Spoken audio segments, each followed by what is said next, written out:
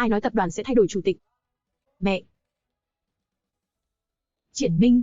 Mẹ vẫn còn sống ư? Mẹ đương nhiên là còn sống rồi. Nhưng mà...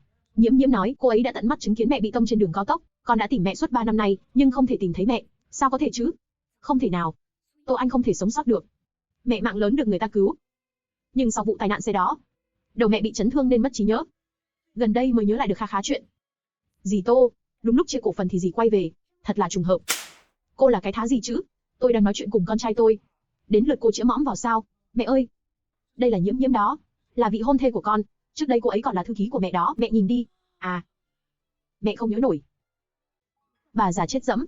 Tôi có thể giết bà một lần, thì cũng có thể giết được bà lần hai. Tôi đã rời công ty được 3 năm rồi. 3 năm này, Triển Minh chưa thừa kế 34% cổ phần của tôi. Hiện giờ, tôi vẫn là đại cổ đông của công ty. Vì vậy tôi không đồng ý việc thay đổi chủ tịch.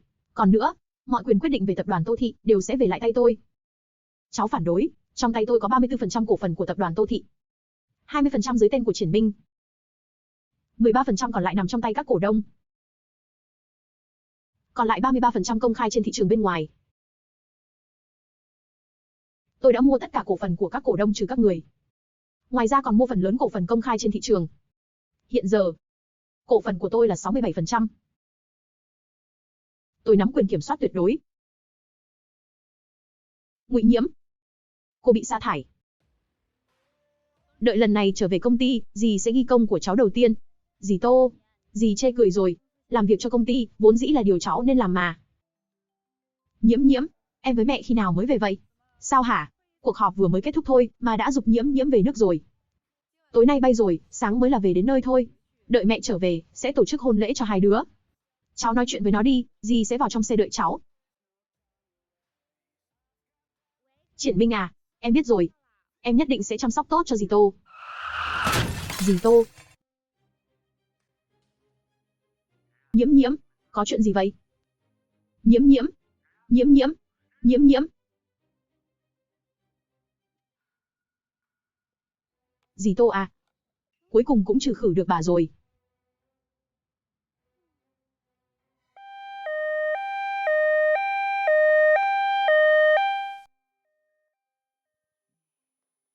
Tỉnh rồi à, cô đúng là phúc lớn mạng lớn đó. Gặp được chủ tịch tập đoàn Thánh Chủ của chúng tôi. Nếu không mạng này của bà không thể giữ lại nổi rồi.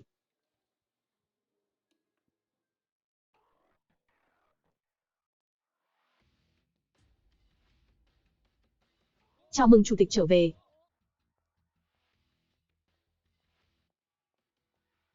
Chủ tịch.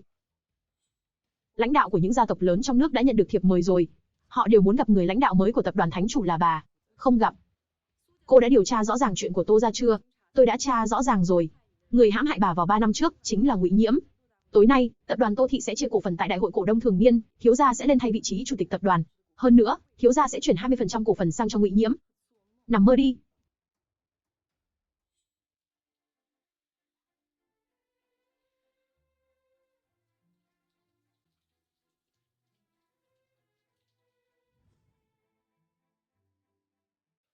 Tìm được chủ tịch mới của tập đoàn Thánh Chủ rồi sao? Xin lỗi chủ tịch, nơi ở của ông ấy hiện giờ chưa rõ. Chúng tôi vẫn chưa có cơ hội gặp mặt, có điều, nghe nói hôm nay ông ấy sẽ về nước, tôi sẽ lập tức sắp xếp để gửi lời mời. Bệnh của Thiển Thiển không thể trì hoãn được nữa rồi. Cậu phải đưa người đó. Ôi, tôi xin lỗi. Nhưng tại sao anh lại ở trong phòng tôi vậy? Phòng của cô ư? Đây rõ ràng là...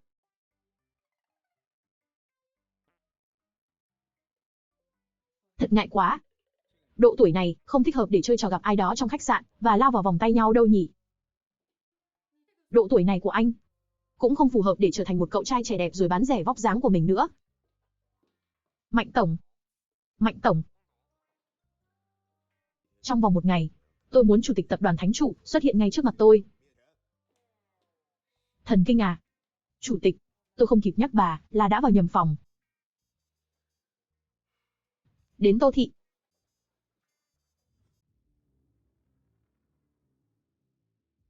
3 năm rồi. Cuối cùng chúng ta cũng đợi được đến ngày này rồi. Cục cưng à? 3 năm qua em đã phải vất vả rồi. Ây da. Còn chưa xong đâu. Đợi em với Hứa Triển Minh kết hôn xong, em sẽ tiễn hắn lên đường gặp bà mẹ Tô Anh đã chết của hắn. Toàn bộ Tô Thị đều sẽ là của chúng ta rồi. Này. Anh nghe nói, cách đây không lâu, chủ tịch của tập đoàn Thánh Chủ đứng đầu Trung Quốc, đã qua đời rồi. Nghe nói đệ tử thân cận của ông ta vừa thừa kế tập đoàn Thánh Chủ. Tô Thị đang làm về mảng dược phẩm. Nếu chúng ta có thể kết nối với tập đoàn Thánh Chủ, vậy không phải chúng ta sẽ một bước lên làm Phượng Hoàng rồi sao? Thâu tóm Tô Thị trước đã. Đợi đến khi hợp tác được với tập đoàn Thánh Chủ, toàn bộ Tây Thành sẽ là của chúng ta rồi. Nhiễm Nhiễm. A Minh. Trốn anh đến đây vui chơi, không sợ một mình anh không chống đỡ nổi à? Sao hả? Em họ của tôi còn phải đi theo chăm sóc cho cậu nữa à? Anh họ đang dạy dỗ em à? À. Buổi họp báo hôm nay, em cũng sẽ thông báo với giới truyền thông về ngày cưới của em và Nhiễm Nhiễm. Anh họ có thể yên tâm được chưa? À. Cậu cũng khá lắm đó. Đi thôi. Chào mọi người. Hoan nghênh mọi người đến với buổi thay đổi chủ tịch của tập đoàn Tô Thị. Nhân cơ hội này, tôi cũng muốn thông báo một chuyện đặc biệt quan trọng. Ai nói tập đoàn sẽ thay đổi chủ tịch? Mẹ. Triển Minh. Mẹ vẫn còn sống ư? Mẹ đương nhiên là còn sống rồi. Nhưng mà... Nhiễm Nhiễm nói cô ấy đã tận mắt chứng kiến mẹ bị tông trên đường cao tốc. Con đã tìm mẹ suốt 3 năm nay, nhưng không thể tìm thấy mẹ. Sao có thể chứ? Không thể nào. Tô Anh không thể sống sót được. Mẹ mạng lớn được người ta cứu. Nhưng sau vụ tai nạn xe đó, đầu mẹ bị chấn thương nên mất trí nhớ. Gần đây mới nhớ lại được khá khá chuyện. Dì Tô, đúng lúc chia cổ phần thì dì quay về. Thật là trùng hợp. Cô là cái thá gì chứ? Tôi đang nói chuyện cùng con trai tôi. Đến lượt cô chĩa mõm vào sao? Mẹ ơi! Đây là Nhiễm Nhiễm đó. Là vị hôn thê của con. Trước đây cô ấy còn là thư ký của mẹ đó. Mẹ nhìn đi. À. Mẹ không nhớ nổi. Thiếu gia, từ sau vụ tai nạn xe phu nhân đã bị mất trí nhớ, tính tình cũng trở nên thay đổi thất thường. Bác sĩ nói rồi, không thể khiến bà ấy kích động, nếu không sẽ nguy hiểm đến tính mạng. Mẹ, con xin lỗi. Đều là lỗi của con. Đều trách con. Đi, chúng ta về nhà thôi. A Minh. Ở đây còn nhiều phóng viên như vậy. Còn có bao người có máu mặt ở Tây Thành cũng ở đây. Anh còn phải mở đại hội cổ đông nữa mà. Cổ phiếu của tập đoàn Tô Thị sẽ không chia nữa. Bây giờ tôi đã trở về rồi. Vậy vị trí chủ tịch tập đoàn cũng không cần thay đổi nữa. Bà thật sự là chủ tịch Tô sao? Triệu tổng. Bà Tô, nếu bà vẫn còn sống, hôm nay là một ngày tốt. Bà Tô, bà nhìn xem trong 3 năm bà vắng mặt, Triển Minh đã quản lý công ty rất tốt. Bà vừa mới đại nạn thoát chết, tốt hơn là nên nghỉ ngơi đi. Đúng đó, cuộc họp cổ đông này tôi nghĩ vẫn là nên tiếp tục đi. Đúng không? Đúng đó. Cho dù bà có may mắn thoát chết thì đã sao chứ? Tôi không tin, những con cáo già này sẽ đồng ý để những lợi ích này trở về cho bà già chết dẫm như bà. Nghe nói chủ tịch mới của tập đoàn Thánh Chủ sẽ xuất hiện vào tối nay, phải không? Vâng. Hãy đến tìm ông ấy đi. Oa, cậu ta chính là trợ lý đặc biệt của chủ tịch tập đoàn Long Thắng đó. Nghe nói danh tính vị chủ tịch tập đoàn Long Thắng vô cùng thần bí, thậm chí còn ngó lơ lời mời của tứ đại gia tộc. Hôm nay, tại sao cậu ấy lại đến Tô gia nhỉ? Nghe nói tối nay chủ tịch tập đoàn Thánh Chủ sẽ có mặt ở đây. Bà có thể giới thiệu cho tôi được không? Tập đoàn Thánh Chủ ư? Anh Cao có phải là hiểu lầm rồi không? Chúng tôi chưa từng có bất cứ hợp tác nào với tập đoàn Thánh Chủ. Không phải đâu A Minh. Em đã sớm liên hệ với chủ tịch tập đoàn Thánh Chủ rồi.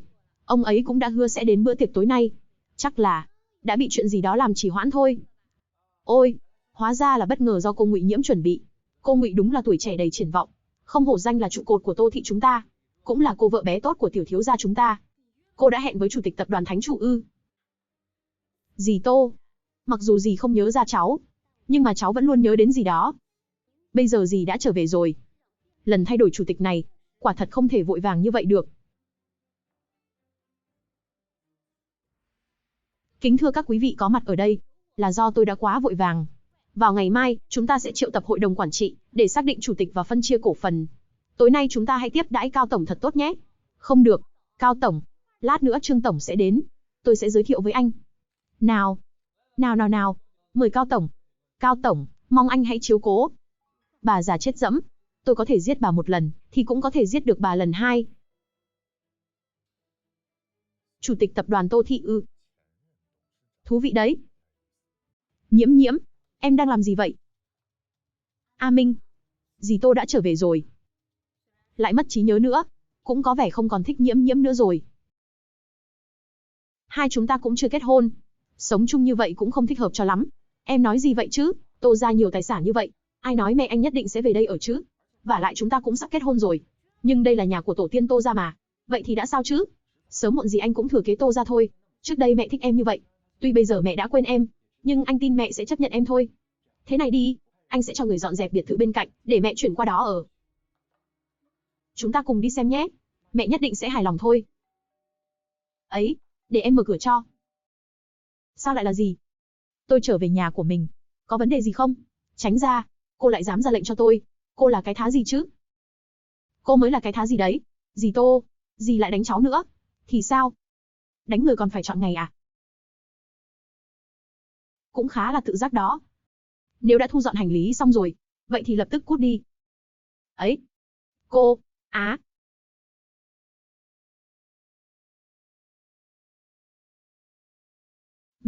Mẹ làm gì vậy? Bà ấy, không định tổ chức họp cổ đông à, mẹ đến đón con đó. Sao cô lại bất cẩn vậy chứ? Có phải thấy tôi quay về, nên kích động quá không? Nhiễm nhiễm, là em không cẩn thận thôi. Dì Tô đặc biệt về đây đón chúng ta đến cuộc họp đó. Đừng lãng phí thời gian nữa. Cô đang định chuyển đi à? À, dì Tô lại trêu cháu rồi. Cháu là Ngụy Nhiễm, cũng là vị hôn thê của A Minh. Đương nhiên là, cháu phải ở bên A Minh mọi lúc mọi nơi rồi. Không sao chứ cục cưng, có đau không?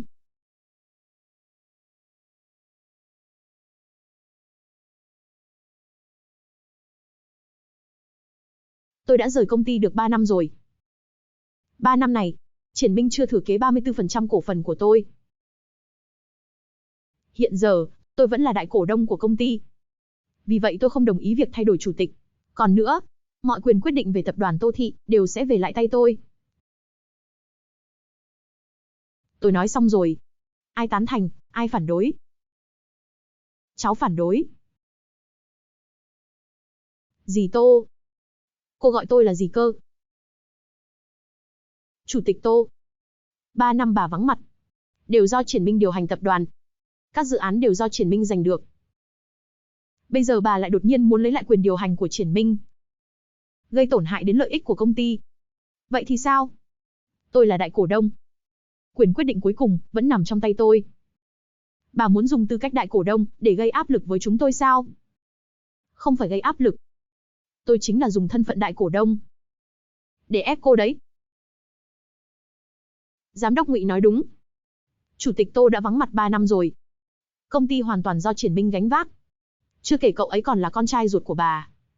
Dù cậu ấy có là người ngoài, thì bà qua cầu rút ván như vậy, cũng quá là bạc tình rồi. Qua cầu rút ván ư? Vào đi. Tô Anh, bà muốn làm gì? Qua cầu rút ván đó. Từ giờ trở đi, anh không còn là cổ đông của công ty nữa. Tô Anh, cho dù bà có là đại cổ đông, thì bà cũng không có quyền làm chuyện này. Trong tay tôi có 34% cổ phần của tập đoàn Tô Thị. 20% dưới tên của Triển Minh. 13% còn lại nằm trong tay các cổ đông. Còn lại 33% công khai trên thị trường bên ngoài. Tôi đã mua tất cả cổ phần của các cổ đông trừ các người. Ngoài ra còn mua phần lớn cổ phần công khai trên thị trường. Hiện giờ, cổ phần của tôi là 67%. Tôi nắm quyền kiểm soát tuyệt đối. Ngụy Nhiễm, cô bị sa thải. Mẹ. Nhiễm Nhiễm từng là thư ký của mẹ. Khi mẹ không có ở công ty, đều là cô ấy bận rộn đó đây. Cho dù không có công lao, cũng có khổ lao, không phải mẹ nói cô ấy đi là cô ấy phải đi. Con đang ý kiến về quyết định của mẹ sao? Mẹ thay đổi rồi. Nhiễm Nhiễm không thể đi. A Minh. Dì Tô, đừng vì cháu mà tranh cãi nữa. Được. Vậy con cho mẹ một lý do. Tại sao cô ta không thể đi? Cháu đã hẹn Trương Tổng hợp tác. Ông ấy là chủ tịch tập đoàn Thánh Chủ. Tập đoàn Thánh Chủ. Vốn không có người nào là Trương Tổng cả. Lão Trương không có con. Người kế nhiệm chủ tịch tập đoàn Thánh Chủ là đệ tử thân cận của ông ta. Người đó không phải họ Trương. Cháu còn hẹn được với Cao Tổng. Anh ấy là người của tập đoàn Long Thăng. Không có cháu, Tô Thị không thể lấy được vốn đầu tư của Long Thăng. Dựa vào cô. Mẹ. Mẹ dựa vào đâu mà coi thường Nhiễm Nhiễm? Được. Nếu đã như vậy, chỉ cần Nhiễm Nhiễm có thể giành được hợp tác với tập đoàn Long Thăng, Điều đó sẽ chứng minh bọn con không có vấn đề gì. Đến lúc đó, mẹ không những không thể để Nhiễm Nhiễm đi, mà còn phải giao mọi thứ trong công ty lại cho con, giao toàn bộ Tô Thị cho con. Vậy thì chúc các con mã đáo thành công. A Minh. Ẩy ra, đừng có vì em mà giận gì Tô. Sao mẹ anh có thể đối xử với em như vậy chứ? Trợ lý Đường nói rồi. Dì Tô vì bị tai nạn mà mất trí nhớ. Em không để ý đâu. Nhiễm Nhiễm, chúng ta nhất định phải lấy được dự án hợp tác với Long Thăng. Đến lúc đó anh sẽ long trọng cưới em về. Vâng. A Minh, vẫn là anh tốt với em nhất. Ai muốn lấy tên ngốc như mày chứ?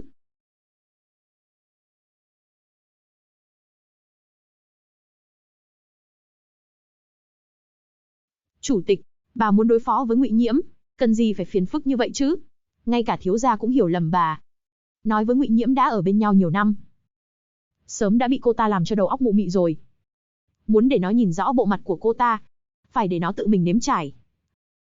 Vả lại, kẻ muốn hại tôi năm đó, không chỉ có Ngụy Nhiễm. Muốn tìm ra kẻ đứng sau, phải dùng cô ta mới câu được cá lớn.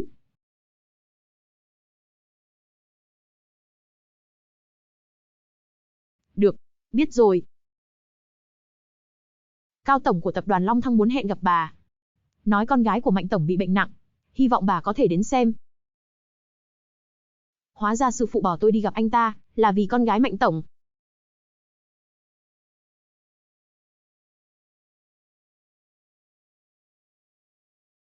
Nếu năm đó Nam Nam không bị lạc mất, thì giờ cũng lớn như A Minh rồi.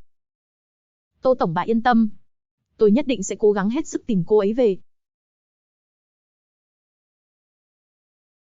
Đã nhiều năm trôi qua, có lẽ con bé đã sớm không còn nữa rồi. Đi đường mà không có mắt à? Mày mù à? Làm bẩn giày của tao, mày có đền nổi không hả? Nhiễm Nhiễm, em đừng tức giận. Tức giận với hạng người này, chỉ tổ hạ thấp bản thân thôi. Anh sẽ mua cho em đôi khác nhé, cửa hàng đó vừa ra mẫu mới rồi đó. Em cứ chọn thỏa thích. A Minh, vẫn là anh tốt với em. Nhìn xem bây giờ nó đã thành thể loại gì kìa. Mày lại muốn đi dễ dàng vậy sao? Hả? Mau liếm sạch giày cho tao. Cái đồ tiện nhân này. Tao nói chuyện với mày mày không nghe thấy hả? Á, kìa mẹ làm gì vậy chứ? Hứa Triển Minh giáo dưỡng của con đâu rồi hả? Lại cùng một đứa không xứng đặt lên mặt bàn này đi bắt nạt một cô gái. Con có còn là đàn ông không? Cô bé. Cô bé. Cháu không sao chứ? Mẹ. Ôi. Hóa ra là một con tâm thần à? Đường Lâm, đưa cô ta đến trạm thu nhận hoặc bệnh viện tâm thần đi. Tránh làm mất mặt Tô Thị chúng ta. Đúng đó. Mất mặt ư? Hai người còn biết mất mặt sao?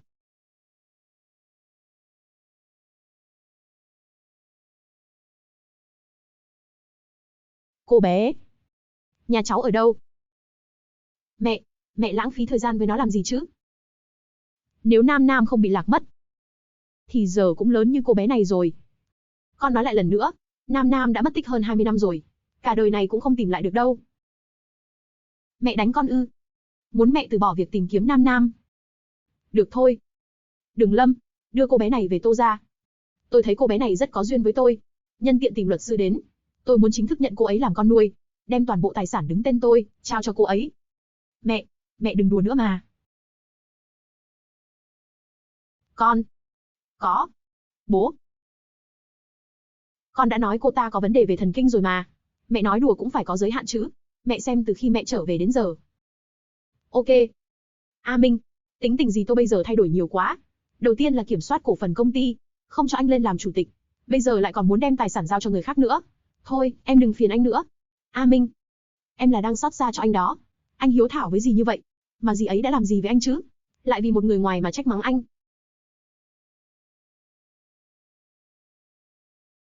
Vẫn chưa tìm được sao? Tôi đã cho mọi người ra ngoài tìm rồi. Tiểu thư sẽ bình an trở về thôi. Vô dụng. Bác sĩ nói bệnh tự kỷ của Thiển Thiến đã ngày càng trầm trọng. Nó quanh năm đều ở nước ngoài, không biết chút gì về Tây Thành cả. Nó mà có mệnh hệ gì, tất cả các cậu cút khỏi Mạnh gia cho tôi. Tiểu thư, là tiểu thư. Mạnh tổng, là tiểu thư đã về. Thiển Thiển, con đã đi đâu vậy? Mẹ. Mẹ ư? Tìm được mẹ rồi. Các cậu điều tra rõ cho tôi. Hôm nay, nó ra ngoài đã gặp những ai? Vâng.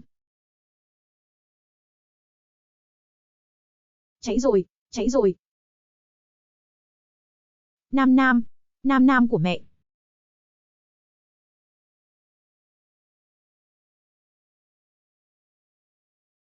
Nam Nam.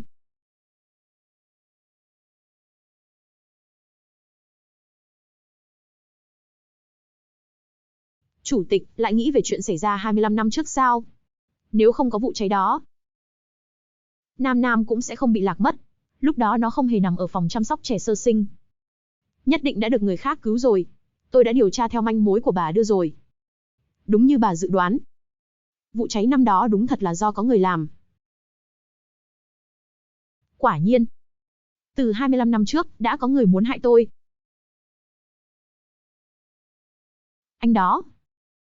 Mẹ, sao mẹ lại về rồi? Sao hả? Mẹ không thể về à? Tô gia có 5 căn biệt thự ở Tây Thành. Tất cả đều đứng tên mẹ. Hứa Triển Minh. Đây là nhà của mẹ. Thôi nào A Minh. Dì Tô nói đúng. Sản nghiệp của Tô gia đều do dì ấy gây dựng nên. Chúng ta là tiểu bối, không thể tức giận với trưởng bối được. Dì Tô. Bệnh của dì còn chưa khỏi. Từ giờ cứ để con chăm sóc cho dì, chắc chắn sẽ sớm hồi phục. Vậy sao? Nếu vậy thì... Trà nguội rồi. Đi lấy ly khác đi. À, được ạ. Mẹ ơi! Cô con dâu tốt như vậy, mẹ có tìm khắp nơi cũng không tìm được người thứ hai đâu. Mẹ vẫn nên đối tốt với cô ấy đi. Dì Tô.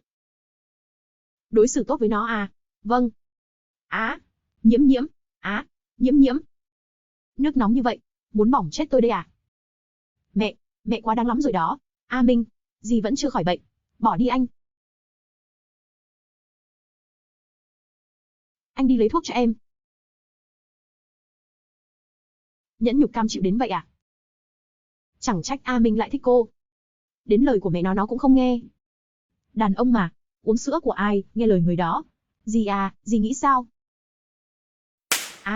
Mẹ, Nhiễm Nhiễm tốt với mẹ ra sao? Sao mẹ lại đối xử với cô ấy như vậy? Muốn ra vẻ trả xanh yếu đuối, thì tôi cho cô diễn đủ. Tôi nói cô biết.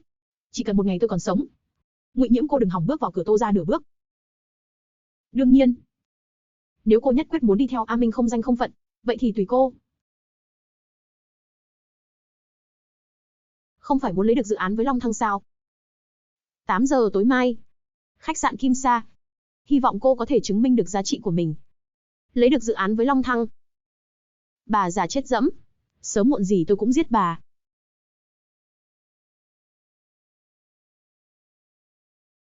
Khách sạn sang trọng nhất Tây Thành có khác. Thật lộng lẫy. Tên phế vật Hứa Triển Minh. Tiếp quản tập đoàn Tô Thị 3 năm. Ngay cả thẻ VIP của Kim Sa cũng không lấy được. Bà già Tô Anh đó cũng có chút năng lực xã giao đó. Nhờ phúc của bà ta, tất cả những thứ này sau này sẽ đều là của chúng ta. Tối nay, người của Long Thăng sẽ có mặt ở đây. Chúng ta nhất định phải nắm bắt cơ hội. Ấy! Sao lại là nó?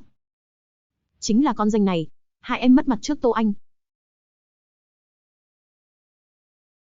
Tiện nhân! Sao hôm nay không ở ngoài đường xin ăn hả? Trông cũng được phết.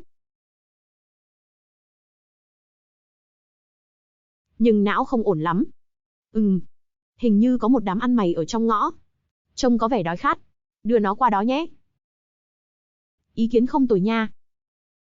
Nào. Dừng tay.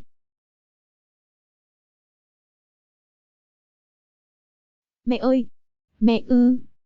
Trời ạ, hôm đó chính là con danh này cứ chạy theo gọi dì Tô là mẹ đó. Dì Tô, cháu cũng là lo dì bị thương thôi. Cô ta chắc chắn là đã đuổi theo dì đến đây đó. Tô Tổng.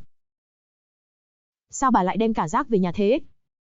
Hứa Triển Minh nếu biết bà đưa một kẻ ngốc về nhà chia tài sản với cậu ta sẽ nghĩ sao chứ? Chuyện của Tô gia, không đến lượt cậu chĩa mõm vào. Không đến lượt tôi xen vào á. Em họ tôi toàn tâm toàn ý vì Tô gia mà các người đối xử với nó như vậy. Nếu các người không thích nó thì cứ nói thẳng ra, ok. Người theo đuổi con bé, xếp 3 vòng từ đầu phố đến cuối phố còn chưa xuể, không đến lượt các người coi thường, ok. Đúng đó. Tôi không thích đó. 10 tỷ. Phí chia tay với con trai tôi. Đủ chứ? Dì Tô. Anh họ cháu nói chuyện hơi lỗ mãng. Nhất thời động chạm đến gì? Tình cảm của cháu và A Minh. Sao có thể đo được bằng tiền chứ? Chuyện này. Dì à?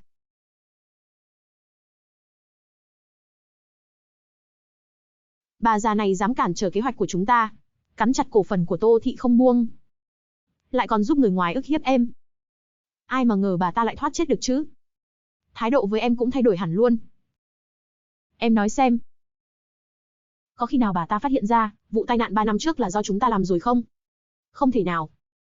Không thể nào. Em đã xóa sạch mọi dấu vết rồi. Tô Anh, không tra ra được đâu. Ở nơi công cộng muốn giết bà ta quả thật có chút khó khăn. Nhưng mà, để bà ta nếm chút đau khổ thì vẫn được. Anh định làm thế nào? Sao cháu lại ra ngoài một mình? Người nhà của cháu đâu? Xem mạch tượng và phản ứng này, cô bé này lại bị bệnh tự kỷ.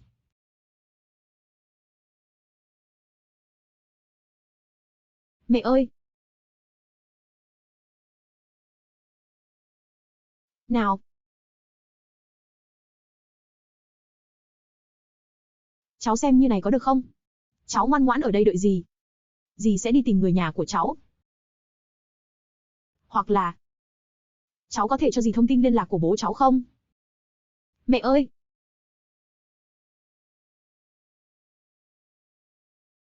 Hay là thế này? Cháu ngoan ngoãn ở đây đợi dì.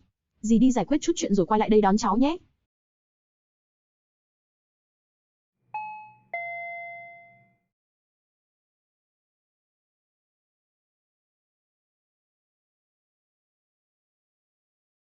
Sao lại là anh? Này này, anh đi đâu đấy? Thiển Thiển, về nhà thôi. Này anh buông tay ra cho tôi. Bố ơi! Mẹ ơi!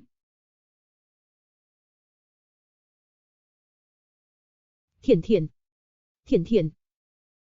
Thiển Thiển là con gái anh à? Cảm ơn đã chăm sóc. Con bé mắc chứng tự kỷ nghiêm trọng như vậy không thể tự chăm sóc bản thân. Một người bố như anh mà đến con mình cũng không trông được. Cô biết con bé mặc bệnh gì sao? Mẹ nó đâu? Chết rồi.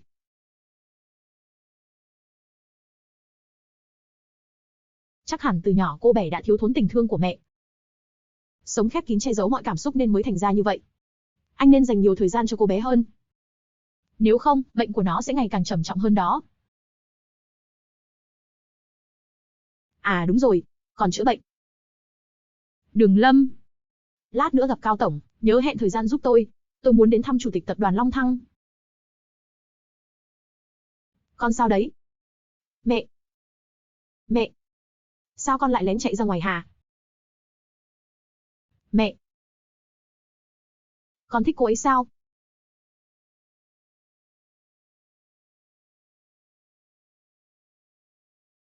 Mạnh Tổng, bên tập đoàn Thánh Chủ truyền tin tới, nói là muốn hẹn đến xem bệnh cho tiểu thư. Không cần nữa. Con hãy ngoan ngoãn ở đây đợi bố nhé. Bố sẽ đi tìm mẹ về cho con.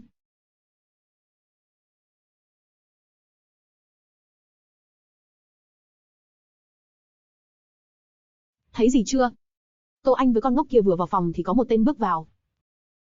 Bố con ngốc đó vẫn còn sống. Em rất nóng lòng muốn xem, khi Hứa Triển Minh nhìn thấy cảnh này, anh ta sẽ phản ứng ra sao? Hứa Triển Minh sẽ cho phép mẹ mình.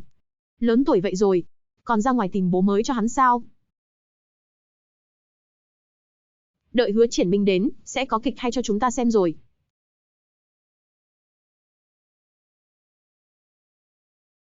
Cái gì đây? Đây là thuốc mạnh nhất thế giới đó. Chỉ một giọt thôi, cũng khiến bà ta... Chúng ta cũng đã lâu không làm rồi. Cũng nên thử chút kích thích mới nhỉ. Đáng ghét. Bà già đó ăn chay lâu vậy rồi. Chúng ta chỉ là giúp bà ta có thịt ăn thôi mà.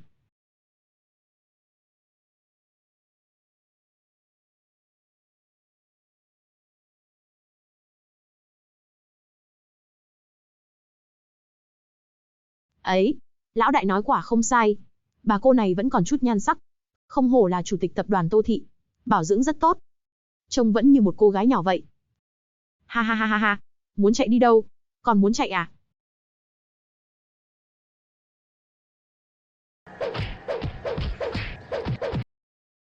Mày là thằng nào hả? Lại dám làm hỏng chuyện tốt của bọn tao. Có ngon thì nhào vô. Tôi đã báo cảnh sát rồi đấy. Còn không mau phắn đi. Tô Anh.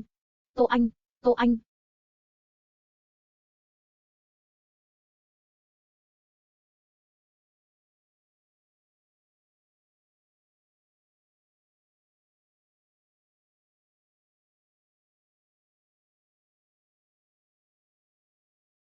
Kiểm tra tất cả các camera trong khách sạn cho tôi.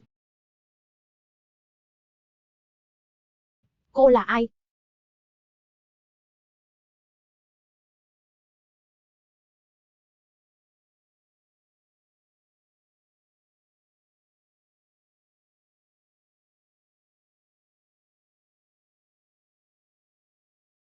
Là anh à? Là anh à?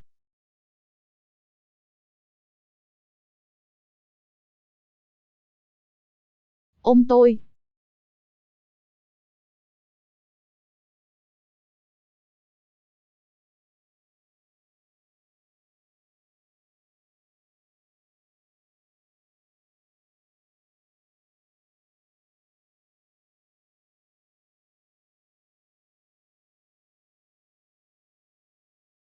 Ly rượu đó. Không thể nào. Ly rượu đó là Triển Minh đưa cho mình. Sao nó có thể dùng mấy thủ đoạn hèn hạ này với mình được?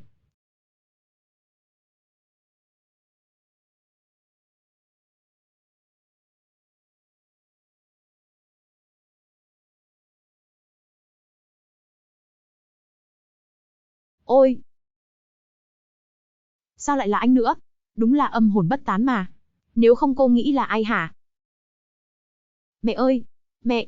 Mẹ có ở trong đó không? Mẹ ơi! Là Triển Minh. Ai ra thôi nào A Minh. Dì tôi chắc là không có trong này đâu. Đừng để các phóng viên chê cười nữa. Chê cười? Hôm qua mọi người đều thấy bà ấy vào đây. Bà ấy còn không giữ thể diện cho Tô ra. Sao anh phải lo cho bà ấy chứ? Tô Tổng. Chi bằng chúng ta thỏa thuận với nhau đi. Tôi có thể giúp cô đuổi lũ người đó đi. Điều kiện gì?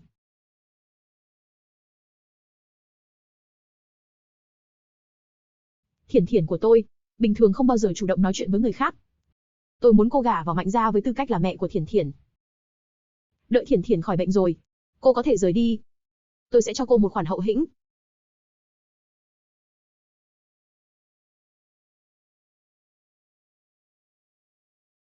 Mạnh tiên sinh, anh đã bao nhiêu tuổi rồi? Còn muốn diễn bá đạo tổng tài và cô gái nhỏ à? Đi đây. Anh phải tập thể dục rồi.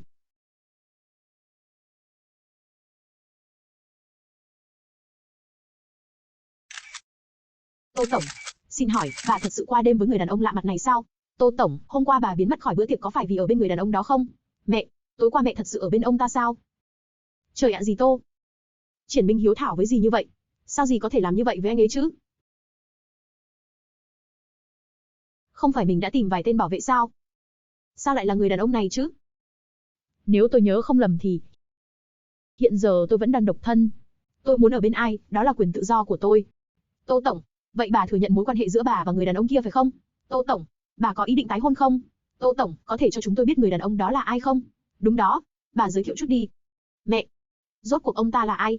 Ông ấy là đối tác làm ăn của tôi, chủ tịch tập đoàn Long Thăng. Mạnh Tổng. Tôi và Mạnh Tổng thảo luận công việc với nhau. Cũng cần phải báo cáo với các người sao? Tập đoàn Long Thăng ư? Không thể nào. Sao hả? Cô từng gặp chủ tịch tập đoàn Long Thăng rồi à? Tôi. Ấy. Hôm qua tôi tận mắt nhìn thấy bà ta hành động thân mật với người đàn ông này đó. Hạng người như nào thì có suy nghĩ như thế? Trong mắt hạng người dơ bẩn thì chuyện gì cũng trở nên dơ bẩn theo. Tôi với Mạnh Tổng đã làm gì? Hàn Châu cậu biết rõ như vậy.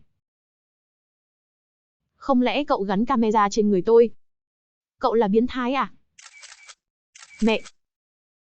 Tối qua mẹ thật sự không có làm chuyện gì hổ thẹn đúng không? Mẹ hỏi con. Ly rượu hôm qua con đưa mẹ, đã bỏ thứ gì vào? Rượu gì cơ? À, là ly rượu trái cây mà Nhiễm Nhiễm đã đưa cho mẹ à? Cô ấy đặc biệt lấy nó cho mẹ đó. Có chuyện gì sao dì Tô? Ly rượu đó có vấn đề gì à? Bọn cháu đều thấy rất là ngon mà. Vậy sao? Đúng vậy. Tô Anh. Bố ơi! Vừa nghe con trai nói em đã trở về, tôi nhất thời kích động đã lập tức bay về nước. Thật không ngờ, em thật sự vẫn còn sống. Cảm ơn ông Hứa đã quan tâm. Tô Anh, nhiều năm vậy rồi, em vẫn còn cái tính khí này. Ông hứa, ông với Tô Tổng đã ly hôn nhiều năm rồi. Không lẽ lần này về nước là vì muốn tái hợp ư? Thật sao mẹ? Mẹ, mẹ với bố đã chia cách nhiều năm như vậy. Bây giờ bố đã đặc biệt vì mẹ mà trở về. Mẹ đừng giày vò bố thêm nữa. Con với Nhiễm Nhiễm đã sắp kết hôn rồi. Cả nhà chúng ta chung sống hòa thuận không tốt hơn sao? Nếu mẹ muốn cùng bố tái hôn, thì nhanh chóng làm thủ tục đi. Lần này tôi trở về, thật sự là vì em đó. Em cải tử hoàn sinh. Tôi thật sự vô cùng hạnh phúc. Em xem, liệu có thể cho tôi một cơ hội để tôi cứu vãn cuộc hôn nhân của chúng ta.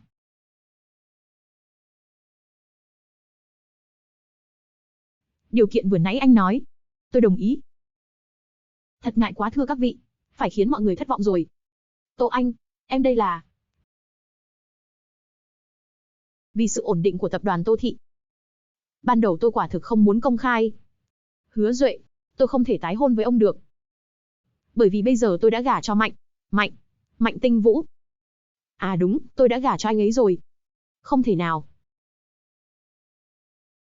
Biết vậy tôi đã không xé bản thỏa thuận đó rồi. Con trai à?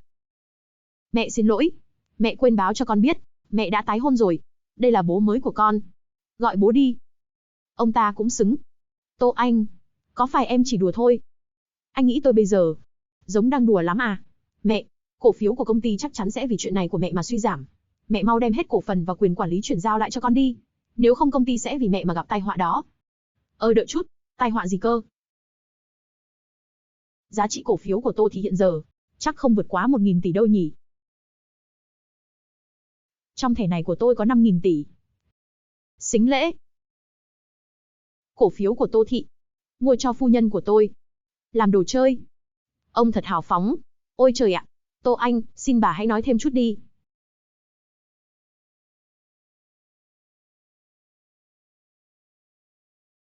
Trong thẻ này có 500 tỷ thật à? Người này rốt cuộc từ đâu đến vậy ta? Giá trị này gần như ngang bằng với tập đoàn Thánh Chủ rồi. Sao trước giờ chưa từng nghe nói về người này nhỉ? Đương nhiên là giả rồi. Chồng cũ và con trai cô không có quyền kiểm tra thẻ của tôi. Vậy nên trong thẻ này có bao nhiêu, tôi thích nói sao thì nói thôi. Hóa ra chỉ là chém gió à? Nhưng cô cứ yên tâm. Cô giúp tôi chữa khỏi cho Thiển Thiển, tôi đương nhiên sẽ không bạc đãi cô. Trong thẻ này có 500 tỷ. Nếu vị trí chủ tịch của cô bị lung lay, khi đó giá trị cổ phiếu của Tô Thị nhất định sẽ biến động. Thẻ này, có lẽ cô sẽ cần đến. Anh có con gái, tôi có con trai. Chúng ta cũng không còn là những thiếu niên, thiếu nữ nữa rồi. Ở độ tuổi này của chúng ta, hôn nhân đã không còn quan trọng nữa. Không có cũng chẳng sao. Tôi giúp anh chăm sóc con gái. Anh giúp tôi thoát khỏi chồng cũ. Có qua có lại, vậy là huề rồi. À còn nữa. Tiền ấy à? Tôi có.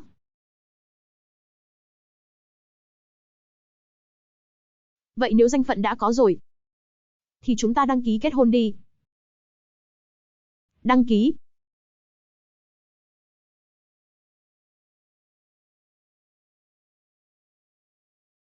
Nào, hai vị, thân thiết hơn chút đi. Lại gần hơn, lại gần hơn. Mặc dù Thiển Thiển bị bệnh, nhưng đầu óc nó thông minh lắm. Nó chỉ là không giỏi thể hiện cảm xúc thôi. Vậy nên tôi mới phải diễn tròn vai. 3, 2, 1. Đúng là... Trời ạ, thật hoang đường.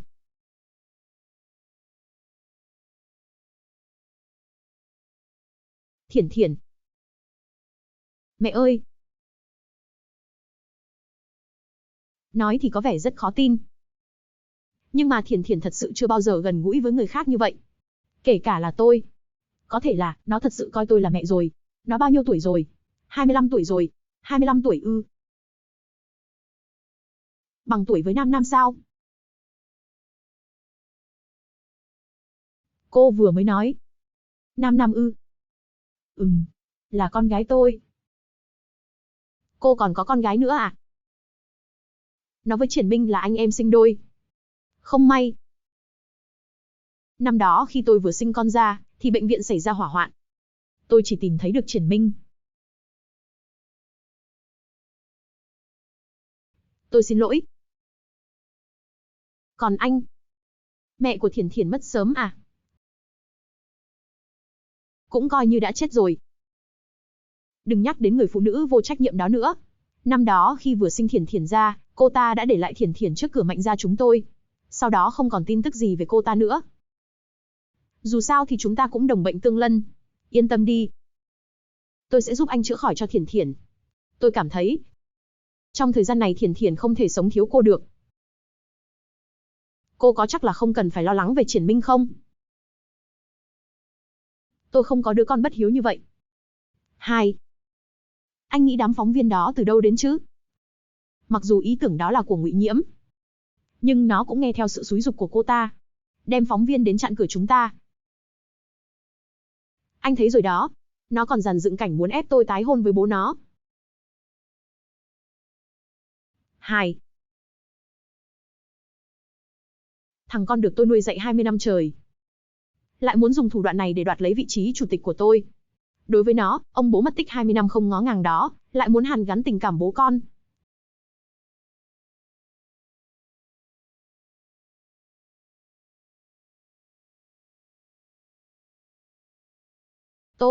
Tô Anh, đại tiểu thư của Tô gia, tôi đã tuân theo quy củ mà mẹ dạy từ khi còn nhỏ.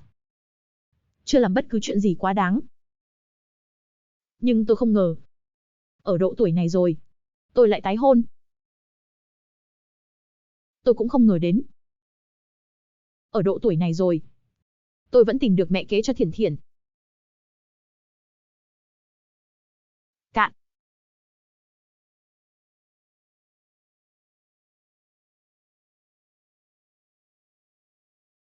Con cái đều là của nợ. Nếu như Triển Minh có thể hiểu chuyện như Thiển Thiển thì tốt rồi. Đúng rồi. Trước đây cô với bọn người Ngụy Nhiễm đó, có mâu thuẫn gì vậy? Nếu cô không ngại, có thể nói với tôi. Thâm thù đại hận.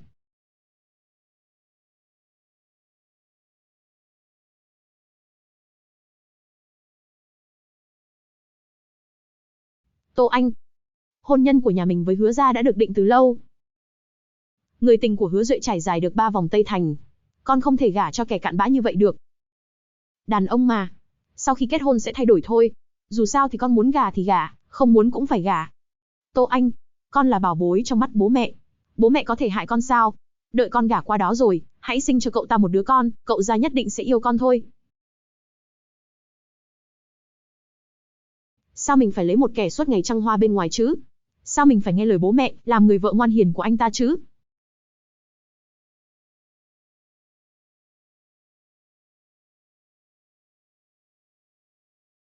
Cô còn có chuyện khác người như vậy cơ à? Khác người á?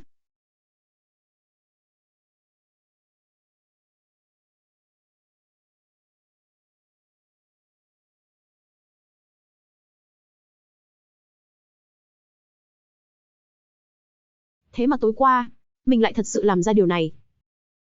Bố mẹ mà biết nhất định sẽ giết mình mất. Biết rồi cũng tốt. Mình không tin sau khi biết chuyện này rồi, mà Hứa gia vẫn muốn mình gả qua đó.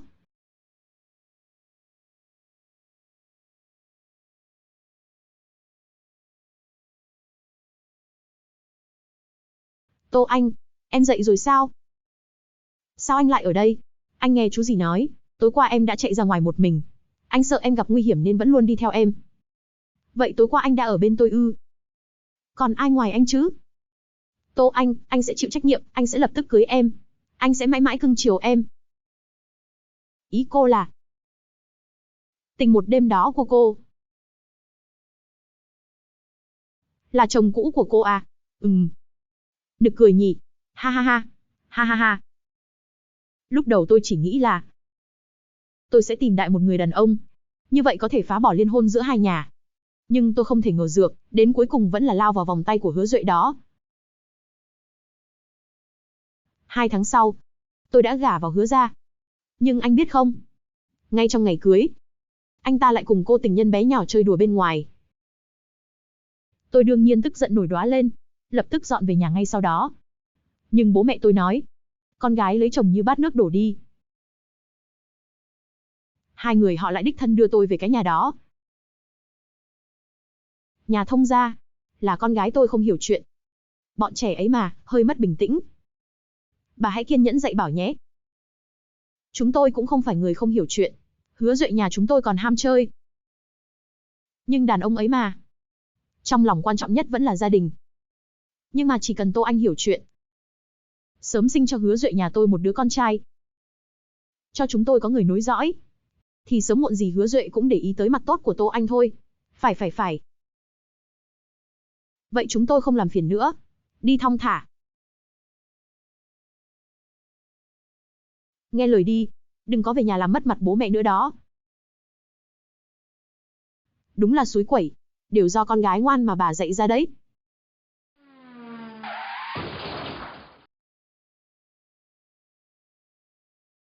Đúng là đồ sao chổi. Vừa gả đi đã khắc chết bố mẹ cô ta rồi. Đừng có khắc chết con trai tôi đấy. Ly hôn đi. Ly hôn đi. Lập tức đi hôn đi. Ly hôn luôn đi. Phải ly hôn. Ly hôn luôn đi.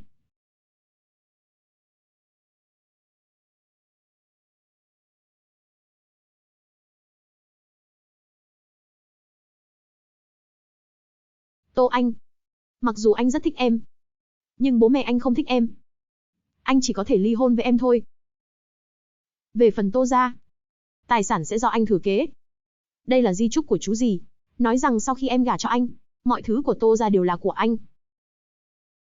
Sao anh có thể khiến họ thất vọng được chứ? Không thể nào. Sau này, em hãy chăm sóc bản thân cho tốt đấy. Hứa Duệ anh mau quay lại đây cho tôi. Cẩn thận đứa bé trong bụng đó. Không ngờ là, chỉ trải qua một đêm cùng Hứa Duệ, tôi đã mang thai rồi. Có lúc tôi đã nghĩ đến việc bỏ đứa bé đi. Nhưng lúc đó bên cạnh tôi không còn người thân nào cả. Tôi muốn giữ nó lại. Sao hả? Thương hại tôi à? Cô có thể hiểu là sưởi ấm cho nhau. Những ngày khó khăn nhất đó, kỳ thực tôi đã tự mình vượt qua. Tôi đã tự đến bệnh viện sinh con. Tên tụi nhỏ cũng là do tôi đặt. Tôi tự sinh con, tự nuôi con, tự mình hồi sinh Tô Thị. Nhưng ông trời lại thích trêu người tôi. Vừa rồi anh hỏi tôi về Nam Nam, con gái tôi. Đến bây giờ tôi cũng không biết rốt cuộc nó còn sống hay không. Kể từ khi nó bị lạc mất, không có ngày nào tôi không nghĩ về nó. Hứa Triển Minh, con trai tôi, anh gặp rồi đấy. Nhiều năm nay, chọn tới chọn lui, chọn ngay Ngụy Nhiễm. Mỗi ngày, hao tâm tổn sức, lập kế hãm hại tôi. Còn cả cái tên Hứa Huệ đó, biến mất hơn 20 năm. Đột nhiên lại xuất hiện, nói muốn tái hôn với tôi.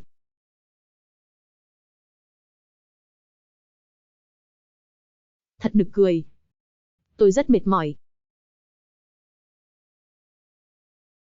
Mạnh Tinh Vũ, hử. Anh là người đàn ông tốt. Thiển Thiển bị bệnh như vậy, mà anh vẫn kiên nhẫn chăm sóc cho cô bé. Suốt những năm qua anh cũng không kết hôn. Anh là một ông bố tốt. Mạnh Tinh Vũ, hử. Nếu người đàn ông 25 năm trước là anh thì tốt rồi.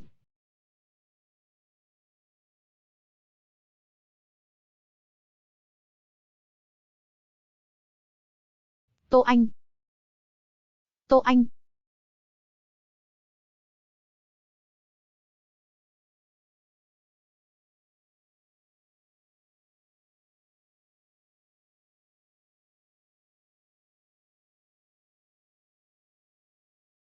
Hai mươi 25 năm trước ư?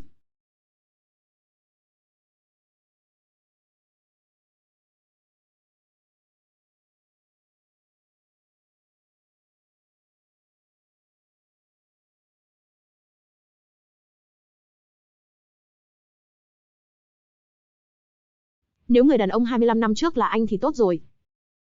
Con bé bao nhiêu tuổi rồi? 25 tuổi rồi. Bằng tuổi Nam Nam ư?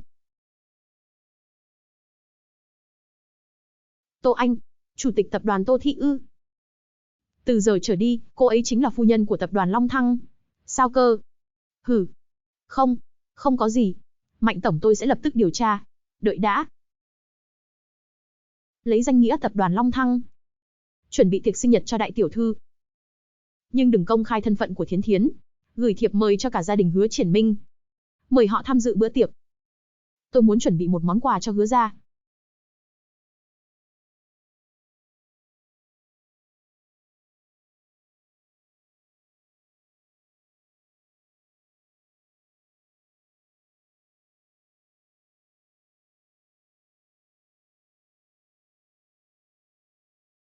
Cháo đến rồi đây.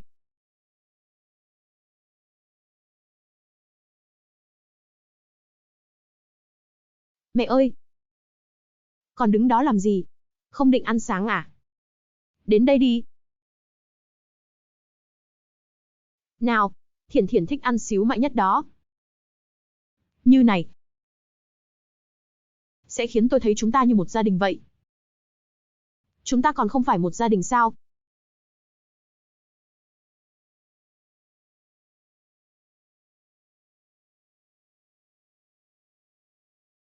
Mẹ ơi! Mẹ! Mẹ vẫn còn sống sao? Xin lỗi, tôi còn có việc phải giải quyết, tôi đi trước đây. Ơ này!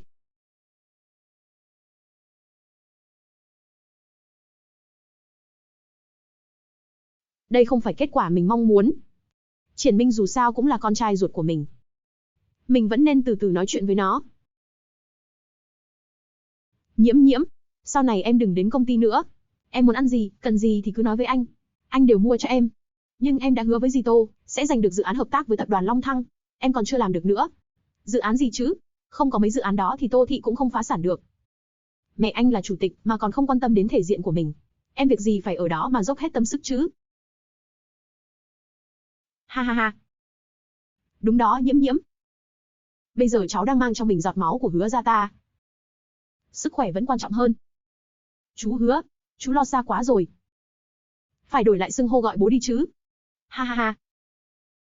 Mẹ về rồi. Đây là đang biểu diễn buổi đoàn tụ gia đình tại nhà tôi đây à? Mẹ, có chuyện vui đó. Chuyện vui gì? Nhiễm nhiễm mang thai rồi. Những mâu thuẫn trong quá khứ, chúng ta đừng để bụng nữa. Mẹ xem bố cũng về nhà rồi. Nhiễm nhiễm cũng có thai rồi. Con muốn cưới cô ấy về càng sớm càng tốt. Bố cũng không để bụng những chuyện mẹ làm bên ngoài đâu. Mẹ xin lỗi nhiễm nhiễm. Rồi xin lỗi bố nữa. Sau này cả nhà chúng ta chung sống vui vẻ cùng nhau. Chủ tịch. Ngụy Nhiễm năm đó hợp tác cùng Hàn Châu hãm hại bà, là vì muốn sau khi kết hôn cùng thiếu gia, sẽ chiếm đoạt tài sản Tô Thị. Hơn nữa, Hàn Châu cũng không phải là anh họ của Ngụy Nhiễm. Bọn họ là người yêu. Trước khi quen biết thiếu gia, họ đã ở bên nhau rất nhiều năm rồi. Khi bàn chuyện cưới xin cùng thiếu gia, bọn họ vẫn thường xuyên qua lại.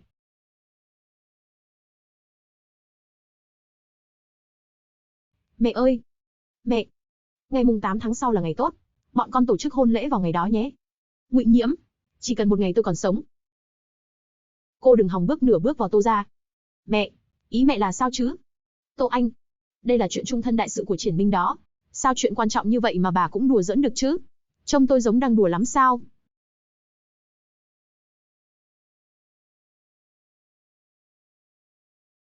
Con không có não à? Nhìn cho rõ xem Ngụy Nhiễm đã làm gì đi.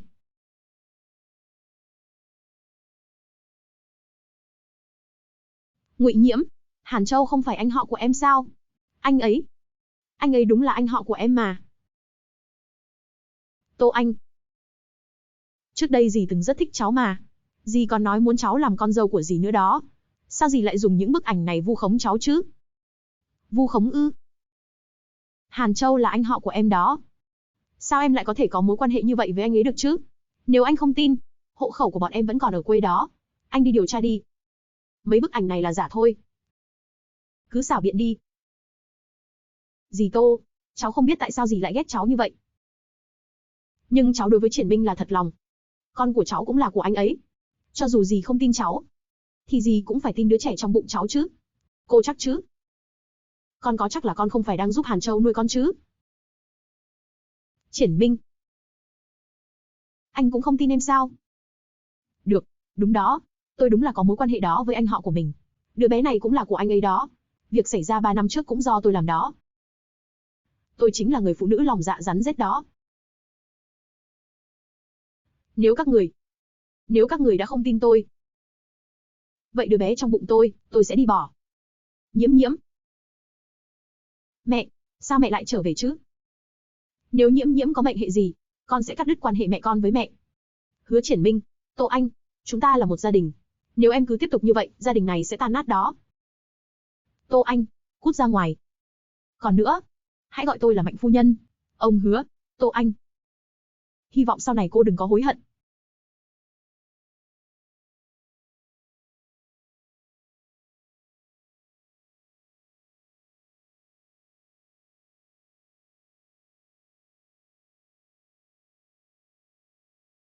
Đường Lâm, lập tức đóng băng toàn bộ thẻ ngân hàng và vốn lưu động đứng tên Hứa Triển Minh cho tôi. Còn nữa, công bố với các phương tiện truyền thông lớn.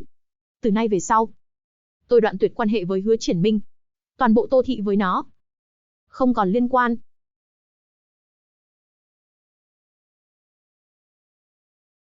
Mấy ngày nay Triển Minh có đến công ty không? Thiếu gia chưa từng đến đây, chỉ là vẫn luôn dò hỏi về hướng đi của bà. Trong thời gian này có đến mấy căn biệt thự khác của Tô gia, nhưng vì bà đã đổi khóa cửa và bảo vệ, nên lần nào cũng ầm ĩ một phen. Bà xem có nên tiếp tục đóng băng thẻ của thiếu gia không? Cứ tiếp tục đi. Cứ để nó ầm ĩ, không cần để ý đến nó. Đợi khi có tin Tô thị hợp tác với tập đoàn Thánh chủ, nó sẽ tự khắc quay về thôi. Chủ tịch. Trước đó Chủ tịch tập đoàn Long Thăng đã gửi thiệp mới đến các gia tộc lớn ở Tây Thành, nói muốn tổ chức sinh nhật cho đại tiểu thư. Chính là hôm nay. Chủ tịch tập đoàn Long Thăng, người trước đây gọi điện nhờ tôi chữa bệnh. Sau đó lại từ chối đấy à? Chắc là cô bé đã khỏi bệnh rồi. Được rồi. Cũng nên tìm cơ hội đến gặp ông ấy rồi. Sư phụ trước khi mất đã nói với tôi, nhất định phải đến hỏi thăm Chủ tịch tập đoàn Long Thăng, trả nợ ân tình của ông ấy dành cho tôi. Tôi cũng rất tò mò. Ông ấy có ơn với tôi khi nào? Nếu đã là tổ chức sinh nhật cho con gái, vậy tối nay, ông ấy chắc chắn sẽ xuất hiện.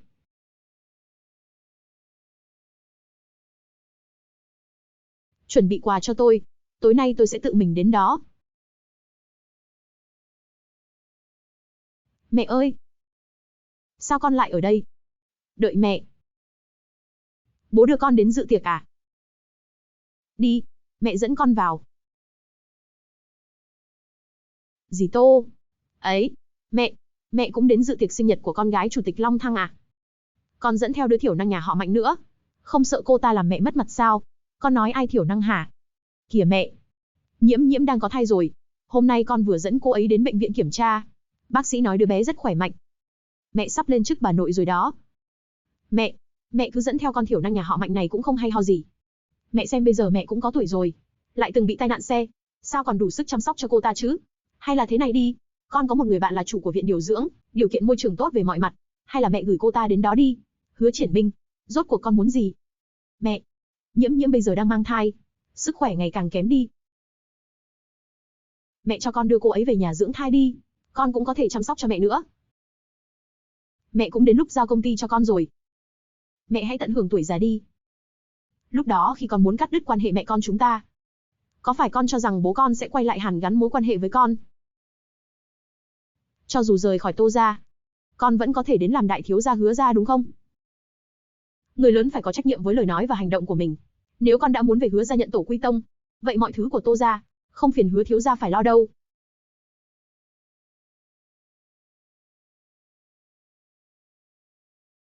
A Minh, thôi đi. Suy cho cùng thì, mọi chuyện cũng do em mà ra. Gì? Mẹ thà thân thiết với con thiểu năng kia, cũng không muốn nhận con trai ruột và cháu trai ruột. A Minh, đừng tức giận nữa. Chắc gì vẫn đang giận đó. Như này đi, trở về chúng ta sẽ từ từ nói chuyện với bà ấy sau. Nói gì? Còn gì để nói nữa chứ? Bà ấy không sợ khi về già. Vào bệnh viện anh sẽ không ký tên cho bà ấy sao? Anh nói em biết. Sau này Tô gia đều là của anh. Tất cả mọi thứ đều thuộc về anh. Nhưng mà A Minh, dì Tô đã đuổi chúng ta ra khỏi nhà rồi. Hơn nữa, tất cả biệt thự đều đã thay khóa. Thẻ ra vào công ty cũng đã đổi sang thẻ mới rồi. Em thì không sao cả. Chỉ là khổ cho anh, còn cả đứa bé trong bụng em nữa.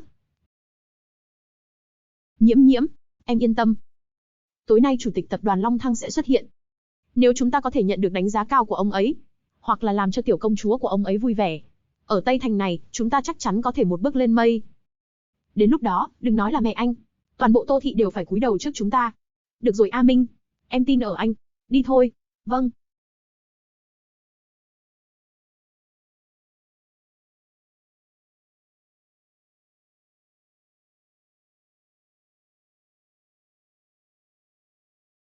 Anh ở đâu? Tôi đến nơi rồi. Bên này.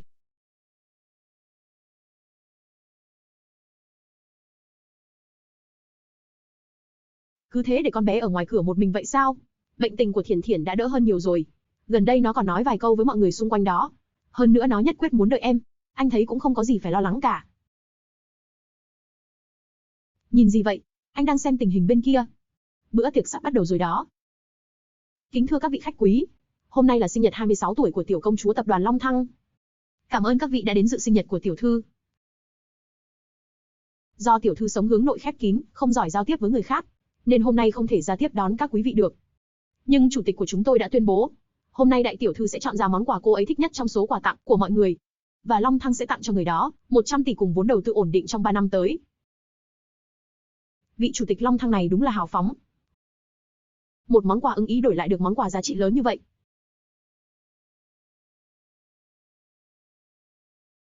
Thứ bố em đưa cho anh đâu?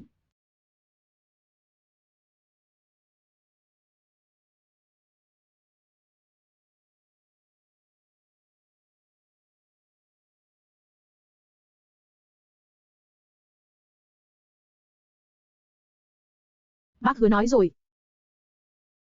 Đây là bảo vật gia truyền của Hứa gia. Cậu phải nắm bắt cơ hội này đó. Tình nhân lệ. Tình nhân lệ là gì vậy? Đây là bảo vật gia truyền của Hứa gia bọn anh. Trước đây anh chỉ được nhìn qua ảnh. Vẫn luôn được bà ngoại mang bên người. Nhưng sau khi bà ngoại qua đời thì nó cũng biến mất theo. Sao nó lại ở chỗ anh? Tài sản của Tô gia không phải do bố mẹ cậu thừa kế sao? Nó không ở chỗ mẹ cậu thì ở chỗ bố cậu thôi. Có gì lạ đâu. Đây là thứ quý giá nhất hiện có của Hứa gia đó. Bác Hứa có thể lấy nó đưa cho cậu. Là hy vọng cậu có thể bám lấy tiểu công chúa của Long Thăng. Tuyệt đối đừng để bác ấy thất vọng đó. Bố đối với em thật tốt, đương nhiên rồi. Đi thôi.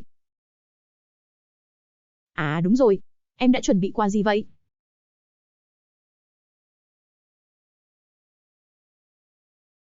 Tình nhân lệ ư? Anh nhận ra nó à? Tình nhân lệ này, chính là đá quý thủ công nổi tiếng của nước Anh vào thế kỷ 16. Ban đầu có 24 viên. Sau đó chúng được làm thành vương miện, vòng cổ, vòng tay. Và cả nhẫn nữa. Mạnh ra bọn anh có vương miện và nhẫn. Vẫn luôn đi tìm kiếm vòng cổ và vòng tay. Hóa ra lại ở chỗ em. Vòng cổ luôn ở trên người mẹ em. Sau tai nạn của bà ấy, vòng cổ cũng biến mất theo.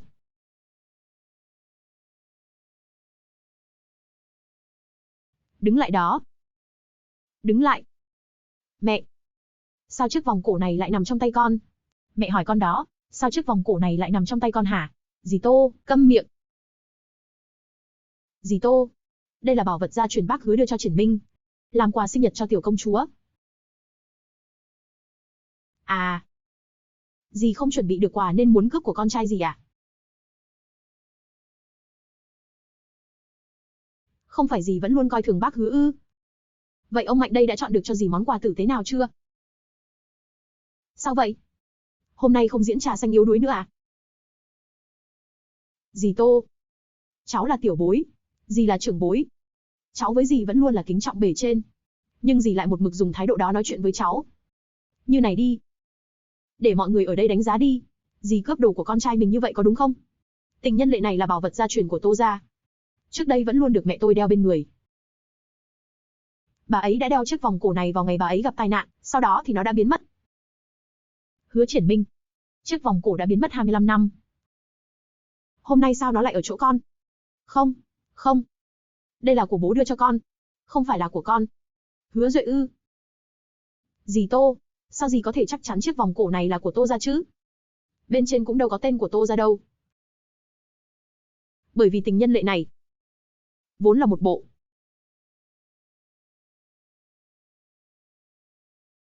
Nghe nói tình nhân lệ này là một bảo vật vô giá đó. Đúng đó, tình nhân lệ này có một cái đã là ghê gớm lắm rồi. Vậy mà, bà ấy lại có hẳn một bộ. Vở kịch của Tô gia đúng là ngày càng náo nhiệt đó. Tô tổng, bà nói sao thì là vậy à? Sao tôi chưa từng nghe nói tình nhân lệ có vòng tay nhỉ? Chắc không phải bà định lấy hàng giả.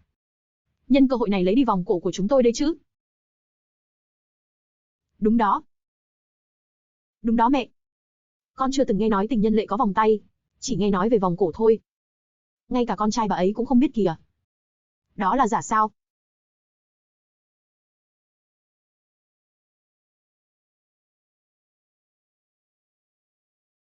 Tình nhân lệ này là thật hay giả? Cứ để tiểu công chúa của Long Thăng xem qua là biết ngay thôi.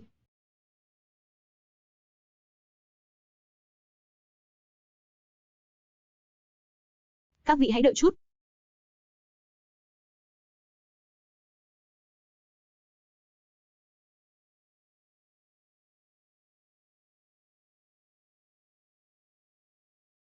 Nhìn đi. Cháu đã nói rồi mà. Vòng cổ của bọn cháu là thật, vòng tay của dì là giả. Dì Tô, lần này dì không còn gì để nói rồi chứ? Vậy à? Các vị, tiểu công chúa rất thích chiếc vòng tay của Tô tổng tặng, đã chọn món quà của Tô tổng làm món quà yêu thích nhất. Không. Không thể nào. Sao cô ấy có thể thích chiếc vòng tay đó được chứ? Mẹ, chiếc vòng tay đó lại là thật ư? Đại tiểu thư của tập đoàn Long Thăng lại có thể thích món đồ giả hay sao? Đúng vậy, cô ấy có thân phận gì? Quà được cô ấy chọn sao có thể là giả được chứ? Chúng ta trách lầm Tô tổng rồi. Cái cô Ngụy Nhiễm này đúng là quá quắt, còn chưa chịu bỏ cuộc nữa. Tô tổng có cô con dâu như vậy đúng là xui xẻo mà. Các người đó, đúng là một lũ gió chiều nào theo chiều đấy. Nếu các người đã không thích, vậy chiếc vòng này tôi sẽ mang về. Ông muốn làm gì? Thiển Thiển lại đây đi. Đập đi. Mạnh Thiển Thiển, mày muốn làm gì? Mạnh Thiển Thiển, mày đền lại dây chuyền cho tao. Mạnh tiên sinh, ông làm vậy là có ý gì? Những thứ mà đại tiểu thư Long Thăng không cần, đương nhiên là hàng lỗi. Nếu nó đã được tặng cho Long Thăng, vậy tùy ý Long Thăng dùng hay bỏ. Ông dựa vào đâu mà làm như vậy chứ? Dựa vào ông ấy là khách quý của chủ tịch tập đoàn Long Thăng. Mạnh tiên sinh, xin lỗi đã làm phiền đến ngài. Chủ tịch có dặn, đại tiểu thư của chúng tôi đã chọn được món quà yêu thích rồi. Về các món quà còn lại, sẽ để cô Thiển Thiển tùy ý giải quyết. Các người là đang ý thế chèn ép người đấy à? Chính là chèn ép cô đấy, thì sao hả? Tiễn khách.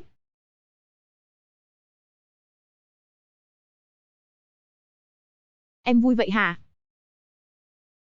Em vừa nghĩ về biểu cảm của Ngụy Nhiễm khi Thiển Thiển đập vỡ chiếc vòng cổ. Đã lâu lắm rồi em không được cảm thấy sảng khoái như vậy. Chỉ tiếc đó là di vật duy nhất còn lại của mẹ em. Em đau lòng sao? Mạnh tiên sinh này, đó là bảo vật gia truyền vô giá của Tô gia đó.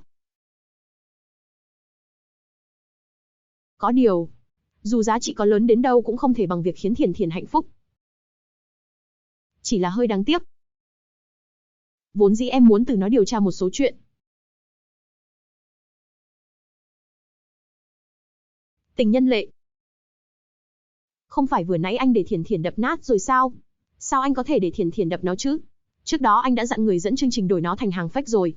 Đám người đó, đâu có ai có đủ năng lực phân biệt được cái nào là thật, cái nào là giả chứ? Mạnh Tinh Vũ. Rốt cuộc anh là ai?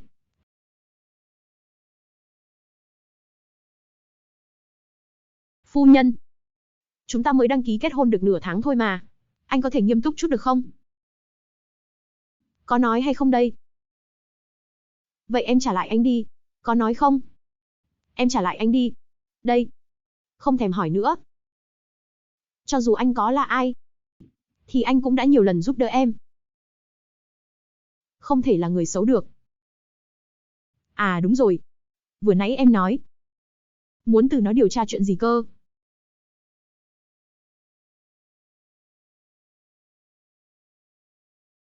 Không phải trước đó em có nói với anh rồi sao? Chiếc vòng cổ này vẫn luôn ở trên người mẹ em. Ngày bà ấy gặp tai nạn, em đã tận mắt nhìn thấy bà ấy đeo chiếc vòng cổ này. Sau vụ tai nạn thì chiếc vòng cổ này cũng biến mất theo. Ban đầu em còn tưởng chiếc vòng cổ này đã bị phá hủy trong vụ tai nạn đó luôn rồi. Thật không thể ngờ hôm nay nó lại lần nữa xuất hiện trước mắt em. Ý em là người nắm giữ chiếc vòng cổ này có mặt ở hiện trường vụ tai nạn. Hoặc là hắn chính là kẻ đã sát hại bố mẹ em.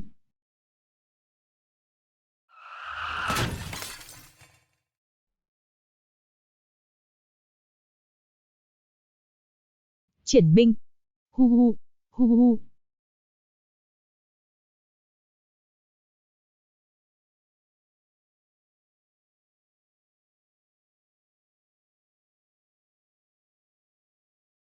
Mẹ ơi mẹ phải cố lên. Mẹ ơi bác sĩ nhất định sẽ cứu được mẹ. Hãy đề phòng.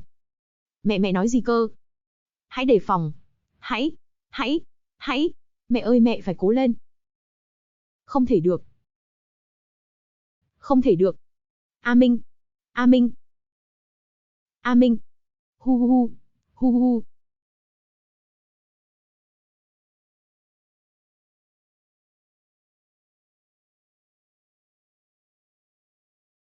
Đều tại gì? Đều tại gì? Nhiễm em không sao chứ?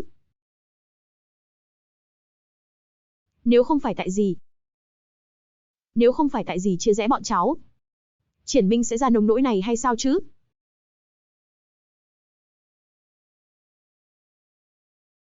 Dì Tô, là dì hại chết Triển Minh. Trong bụng cháu còn đứa con của Triển Minh. Nếu anh ấy có mệnh hệ gì? Dì muốn cháu phải sống sao đây? Hu hu hu.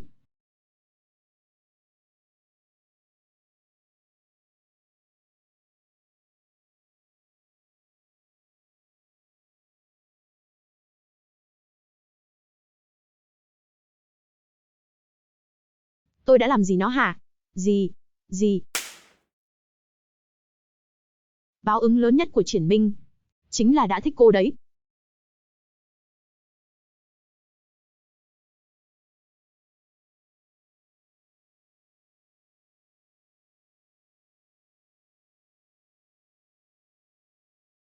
Điều tất cả mọi người đến bệnh viện ngay cho tôi. Tập hợp đội ngũ tốt nhất của thánh chủ. Tôi muốn đích thân phẫu thuật. Vâng thưa chủ tịch.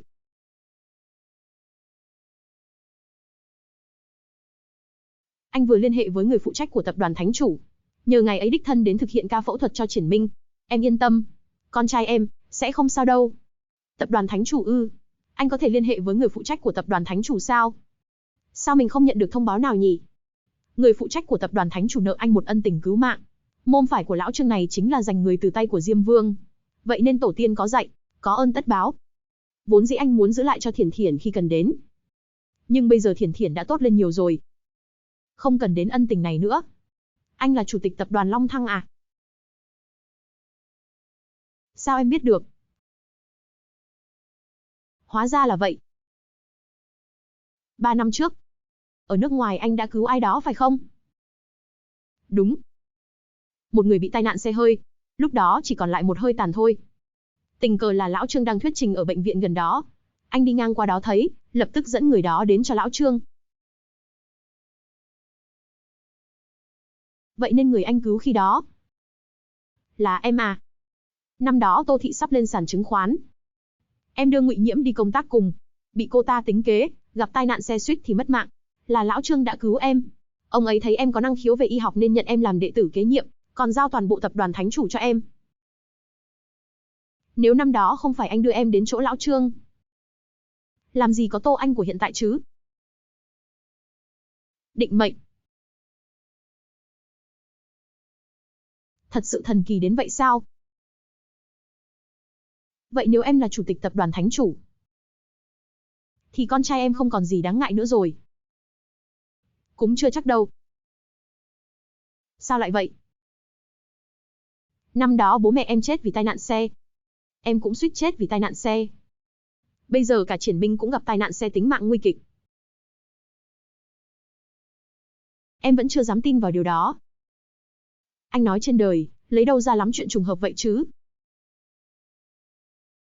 Hổ dữ không ăn thịt con. Ý em là... Tô Tổng, toàn bộ cổ đông của Tô Thị đều đến đây rồi. Nói rằng muốn bãi nhiệm bà khỏi vị trí chủ tịch Tô Thị.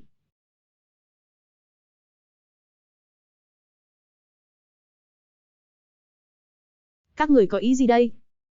Tô Tổng, bà vừa trở về đã khiến công ty xảy ra hỗn loạn, bà còn đuổi Hứa Tổng ra khỏi công ty. Bây giờ Hứa Tổng bị tai nạn xe, tính mạng nguy kịch. Vì lợi ích của công ty, tôi khuyên bà hãy sớm chuyển giao lại cổ phần và vị trí chủ tịch của bà đi. Sao nào? Trong tay mấy người có được bao nhiêu cổ phần hả? Lại còn học đòi theo người xưa bức vua thoái vị.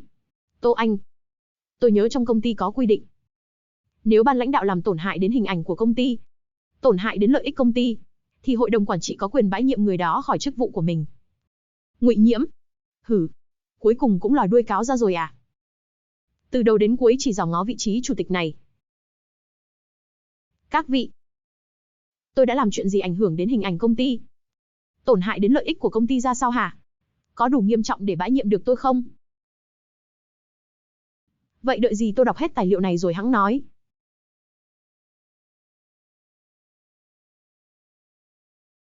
Cái gì? Hứa Triển Minh hoàn toàn không phải con trai của bác Hứa. Bác Hứa đã gửi đơn lên tòa, kiện bà tội ngoại tình trong hôn nhân, mưu đồ chiếm đoạt tài sản nhà họ Hứa. Không bao lâu nữa, toàn bộ Tây Thành đều sẽ biết. Tô Anh, chủ tịch tập đoàn Tô Thị, chính là người đàn bà lẳng lơ không trung thủy. Đợi tin tức nổ ra, bà cứ đợi cổ phiếu giảm mạnh đi. Đúng đó Tô Anh, rất nhiều người chúng tôi đều dựa vào Tô Thị để kiếm sống, thật không ngờ bà lại lừa chúng tôi. Biết điều thì mau cút khỏi Tô Thị đi, cút đi, mau cút đi, mau cút khỏi Tô Thị đi.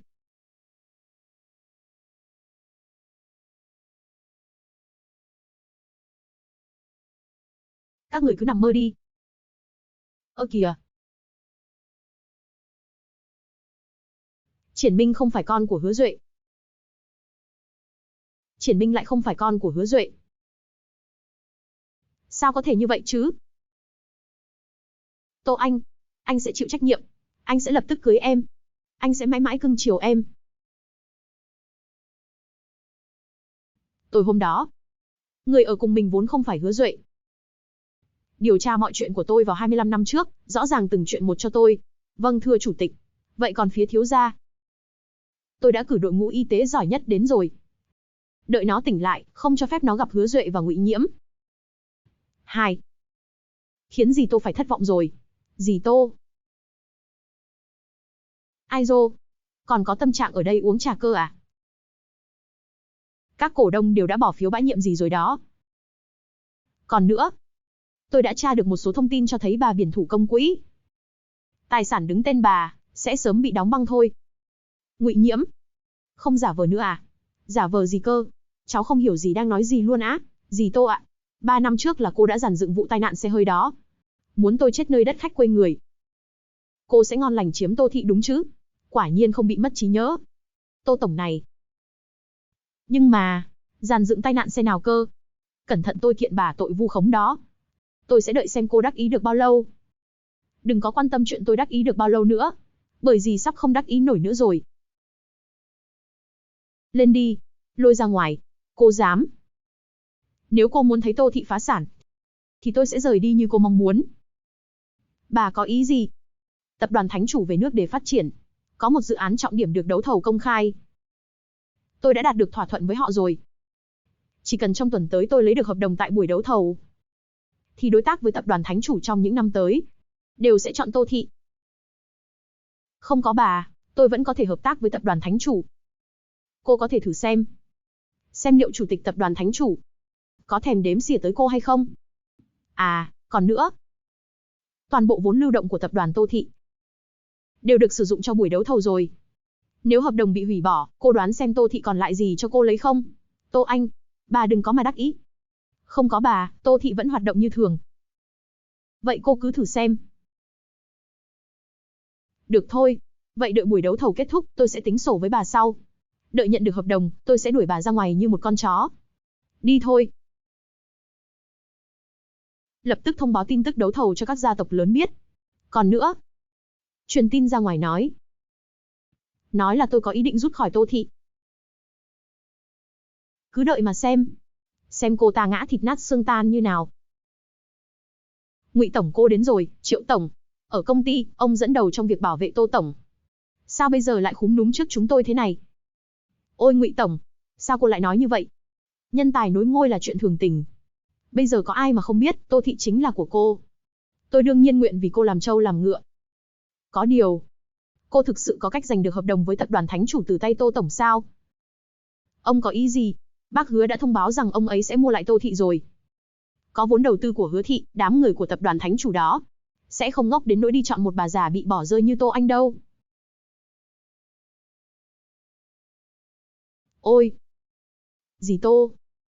Kéo dài chút hơi tàn có ích gì cơ chứ?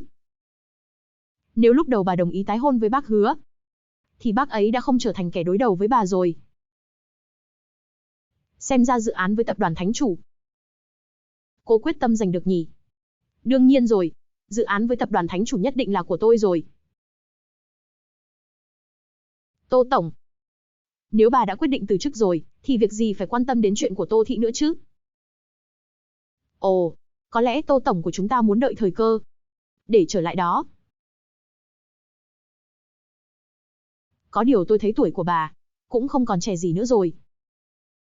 Ha ha ha ha ha. Đợi các người thật sự giành được hợp đồng rồi hãy làm khùng làm điên. Sao anh lại đến đây? Đương nhiên là đến hỗ trợ Mạnh phu nhân rồi. Ối rồi, ủng hộ ư, chỉ là một con chó của tập đoàn Long Thăng. Ai không biết, lại tưởng ông chủ tịch tập đoàn Long Thăng cơ đấy. Này chú gì ơi! Não chú có bị gì không đó? Nhìn xem đây là đâu đi. Đừng có ở đây làm trò hề để bị vào mặt đôm đốp nữa mà. Ai mới là người bị vào mặt đôm đốp? Cậu sẽ sớm biết thôi. Được, ok luôn. Hoan nghênh các vị đến tham gia buổi đấu thầu ngày hôm nay. Chủ tịch tập đoàn Thánh Chủ chúng tôi đã hứa với mọi người. Tập đoàn nào giành được giá thầu hôm nay, chúng tôi hứa sẽ cho đối phương 10% cổ phần. Đồng thời để đối phương trở thành đối tác làm ăn lâu dài với chúng tôi. Hào phóng như vậy. Chỉ để đối phó với Ngụy Nhiễm và Hàn Châu thôi à? Em là muốn kẻ đứng đằng sau bọn họ lộ mặt. Núp lùm bấy lâu nay, nghe tới cổ phần của tập đoàn Thánh Chủ, thì cũng phải lòi đuôi cáo ra thôi. Xem này, trên tay tôi là dự án đấu thầu được tập đoàn Tô Thị đặc biệt chuẩn bị. Bên cạnh đó, chúng tôi còn có vốn đầu tư của Hứa Thị. Chúng tôi chính là sự lựa chọn tốt nhất rồi. À phải rồi. Tô tổng, bà từng nói muốn rút khỏi Tô Thị mà. Vậy đấu thầu thành công, bà đừng có lươn lẹo đòi chia phần đấy. Tôi đúng là có ý định rút khỏi Tô Thị. Vậy nên dự án với tập đoàn Thánh Chủ có thể ký với tôi dưới danh nghĩa cá nhân. Ha ha ha. Nực cười quá đi mất. Tô Anh bà rời khỏi Tô Thị rồi. Dựa vào đâu mà tập đoàn Thánh Chủ ký với bà chứ? Dựa vào đơn hàng hàng trăm tỷ của tập đoàn Long Thăng. Tập đoàn Long Thăng sẽ chia một nửa cổ phần cho Tô Anh. Từ hôm nay, Tô Anh sẽ nắm một nửa quyền quyết định của tập đoàn Long Thăng. Vậy đã đủ để giành được hợp đồng với tập đoàn Thánh Chủ chưa? Cái gì? Ông dựa vào đâu mà chia cổ phần của Long Thăng chứ? Ông tưởng ông thật sự là chủ tịch tập đoàn Long Thăng đây à?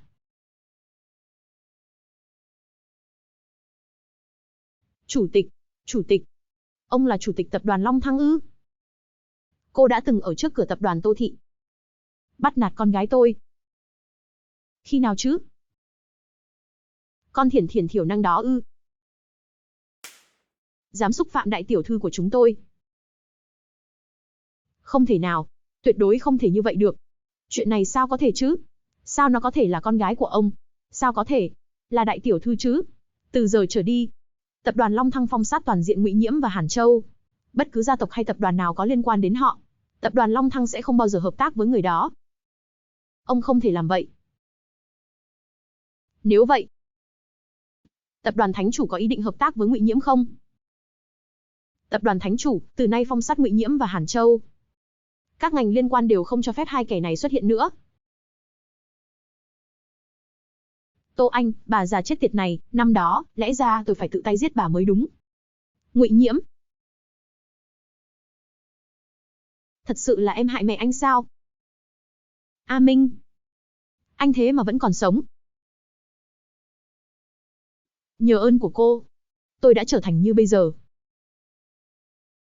Hôm đó là tôi tận mắt nhìn thấy anh ta lái xe tông vào tôi. Còn nữa, 3 năm trước, rốt cuộc có phải cô là người đã hại mẹ tôi không? Cô và Hàn Châu rốt cuộc là mối quan hệ gì? Tô Anh, bà tính kế tôi. Ác giả ác báo ông trời có mắt thôi. Cô nghĩ chỉ dựa vào cô có thể một tay che trời sao? Tôi tốt với cô như vậy. Sao lại làm vậy với tôi? Đúng. Mọi chuyện, đều do tôi làm đấy. Vậy thì đã sao? Tô Anh. Ai bảo bà cản đường của tôi, cản đường ba nuôi của tôi? Bà tưởng bà lôi kéo được Mạnh Tinh Vũ thì giỏi lắm à? Ba nuôi của tôi có rất nhiều cách để đối phó với bà đó. Ba nuôi ư? Hừ. Hứa Triển Minh. Anh nói, anh có phải đồ phế vật không? Rời xa Tô Thị. Rời xa Tô Anh. Anh đếch là cái thá gì cả. Vậy còn con của chúng ta? À, đứa bé. Đương nhiên không phải của anh rồi. Tô Anh. Bà không muốn biết con gái của bà ở đâu sao? Gì cơ? Gì cơ? Cậu nói gì cơ? Bà nói xem bà đã tìm kiếm con gái suốt hơn 20 năm rồi, bà không muốn đoàn tụ với cô ta à? Cậu biết con gái của tôi ở đâu sao? Đừng vội mà. Ba nuôi của tôi sớm đã lường trước được, bà sẽ không ngoan ngoãn giao tập đoàn Tô Thị ra. Cho nên trước khi bọn tôi đây đã đặc biệt dặn dò. Rằng nếu bà không thành thật, thì để tôi chuyển đôi lời đến bà. Bà còn muốn gặp con gái bà không? Này. Về chuyện con gái bà là ai? Ba nuôi hình như không có nói. Hài. Tốt nhất là bà hãy ngoan ngoãn thả chúng tôi đi. Sau đó giao Tô Thị ra. Bằng không, tôi không dám đảm bảo ba nuôi của tôi sẽ làm gì đứa con gái mà bà ngày nhớ đêm mong đâu. Thả họ đi. Tô Anh. 3 năm trước bà không đấu lại tôi. Bà hiện giờ cũng không đấu lại được tôi đâu. Tôi sẽ đợi bà đến quỳ xuống trước chân tôi mà cầu xin. Đi thôi.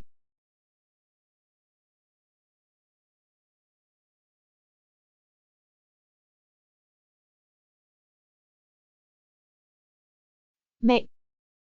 Là con có lỗi với mẹ. Em yên tâm đi. Anh đã cho người theo dõi bọn chúng rồi. Nhất định sẽ tìm ra được kẻ đứng đằng sau.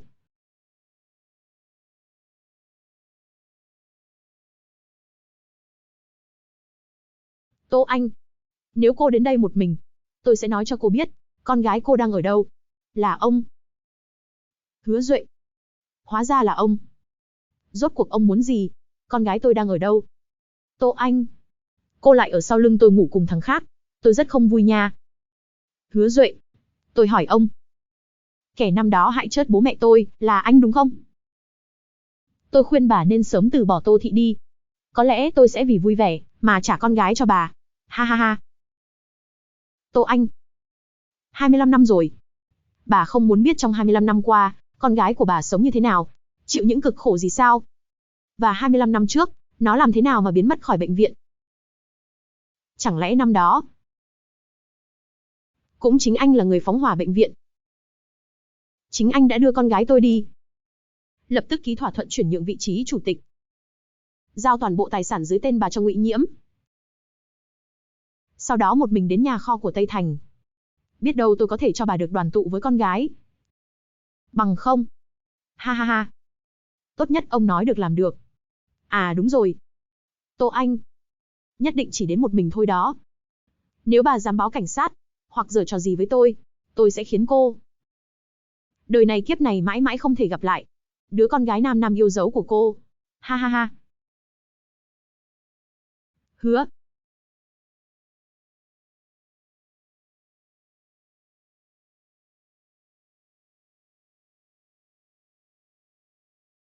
Chủ tịch. Tiểu thư mất tích rồi. Không phải nó ở nhà sao? Đây là điện thoại của tiểu thư, trong đó có tin nhắn của phu nhân. Xem tin nhắn thì, có vẻ tiểu thư đã bị bắt cóc rồi. Còn nữa, tôi đã tìm thấy kết quả xét nghiệm DNA của tiểu thư và phu nhân. Kết quả cho thấy tiểu thư chính là con gái ruột của phu nhân.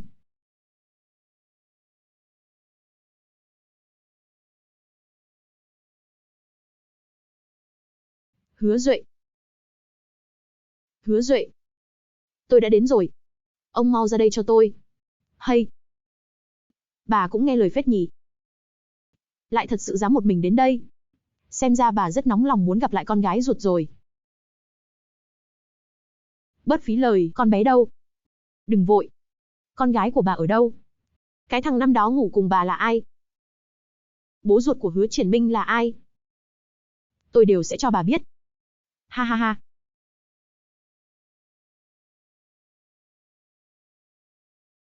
Trách bà quá ngu ngốc. Đáp án nằm ngay trước mắt bà rồi. Bà lại không hề mảy may phát hiện ra. Ha ha ha. Thiển Thiển. Ông nói Thiển Thiển là con gái của tôi ư? Sao hả? Không tin à? Năm đó chính tay tôi đã bế nó ra khỏi bệnh viện. Đem đến cho Mạnh Tinh Vũ đó.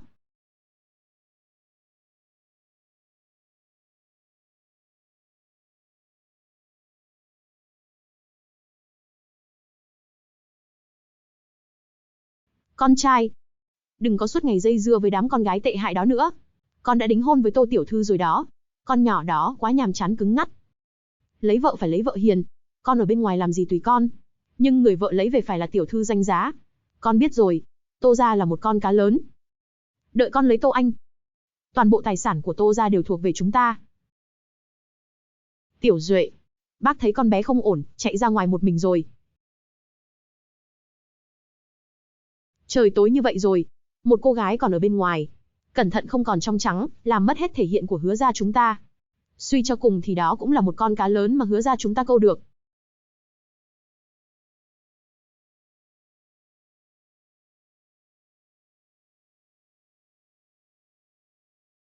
Cô là ai? Giúp tôi. Con tiện nhân này.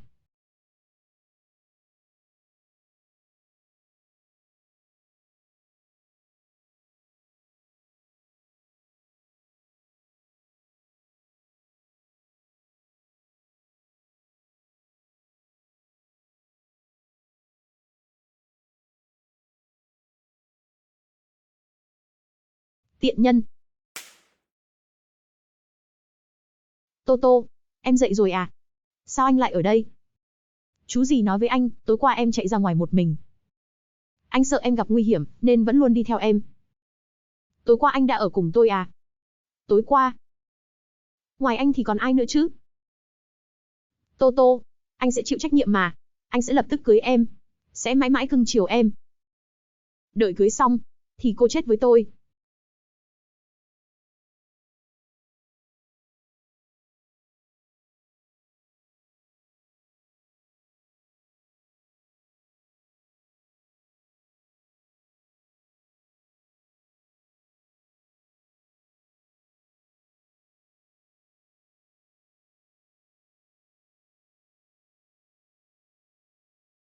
Là ông.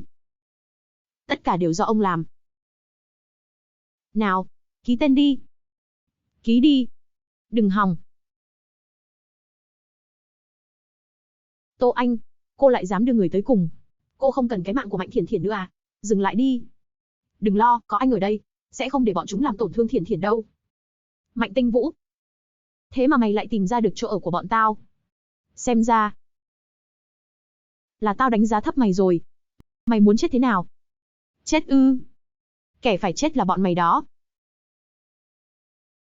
Nếu không muốn thấy con gái bà đau khổ, tốt nhất là bà hãy ngoan ngoãn ký tên đi. Làm nhiều chuyện tán tận lương tâm như vậy, các người tưởng có thể thoát được sao? Sao lại không chứ? Bà nuôi của tôi đã thu xếp xong xuôi hết rồi. Đợi nhận được tiền của các người xong, bọn tôi sẽ lập tức qua nước ngoài. Nếu bọn tôi còn sống, thì con gái bà cũng sẽ sống. Chẳng lẽ bà lại muốn con gái bà chết à? Hứa Duệ. Chỉ vì tài sản của Tô gia, Suốt 25 năm qua ông đã hại không biết bao nhiêu người rồi. Sẽ còn nhiều hơn nữa đó. Tôi cũng phải khen ngợi cái bụng của bà đó. Ha ha ha. Năm đó chỉ trải qua một đêm cùng Mạnh Tinh Vũ. Vậy mà lại sinh được một đôi long phượng. Chính chuyện này đã khiến tôi có những ý tưởng về sau. Khi đó tôi chỉ muốn chiếm được Tô Thị thôi. Thật không ngờ, Mạnh Tinh Vũ lại là chủ tịch tập đoàn Long Thăng. Ha ha ha. Vừa hay. Bây giờ hai người đã kết hôn rồi. Bất kể là Long Thăng hay là Tô Thị, đều sẽ thuộc về tôi. Hứa Duệ. Anh điên rồi. Rốt cuộc bà có ký hay không?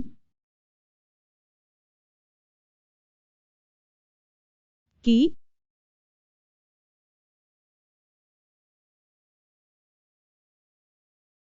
Nếu mày muốn tập đoàn Long Thăng, tao có thể cho mày. Nhưng mày không được làm tổn hại đến Tô Anh và Thiển Thiển.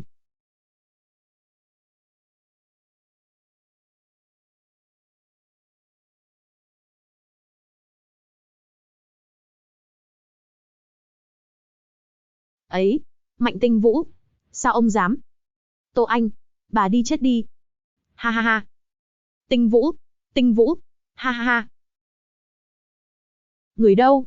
Mau đưa Tinh Vũ đến bệnh viện Thánh Chủ. Người đâu? Bệnh viện Thánh Chủ á? Ha ha ha. Bà nghĩ bà là ai chứ? Chống đối lại tôi. Chồng của bà, Mạnh Tinh Vũ. Hai đứa con của bà. Một kẻ tàn. Một kẻ chết. Một kẻ phế. Trời ơi! Bệnh viện Thánh Chủ á? Ngụy Nhiễm.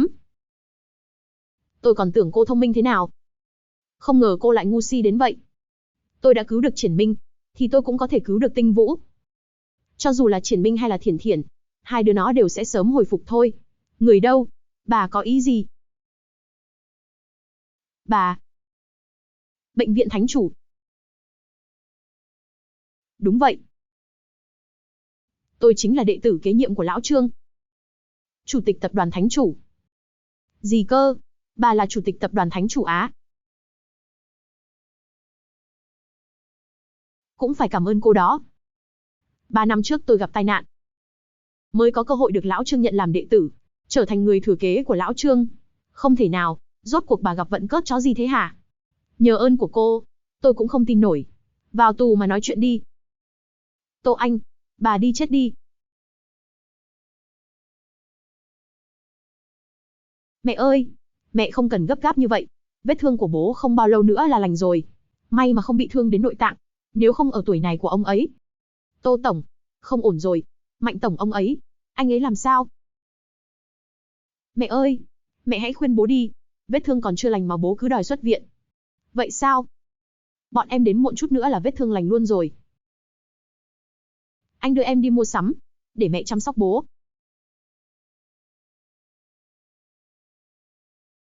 Đi thôi.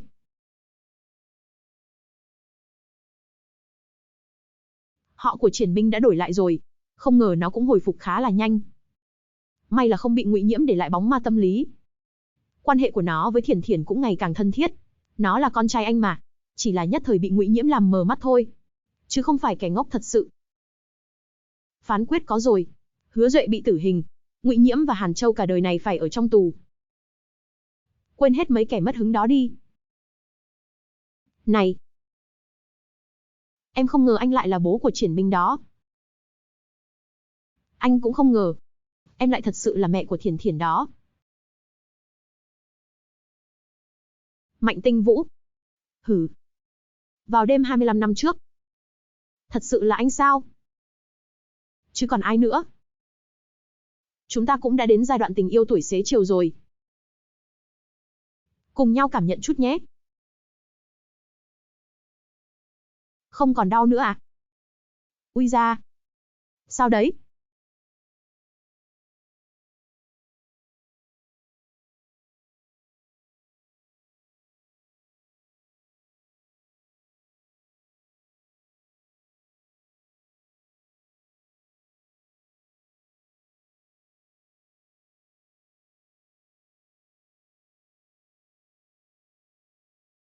Nếu các cậu thấy hay, thì hãy đăng ký kênh và bật thông báo để xem tập mới nhất nhé. Đừng quên bấm like để giúp mình có thêm động lực ra nhiều video hơn nhé.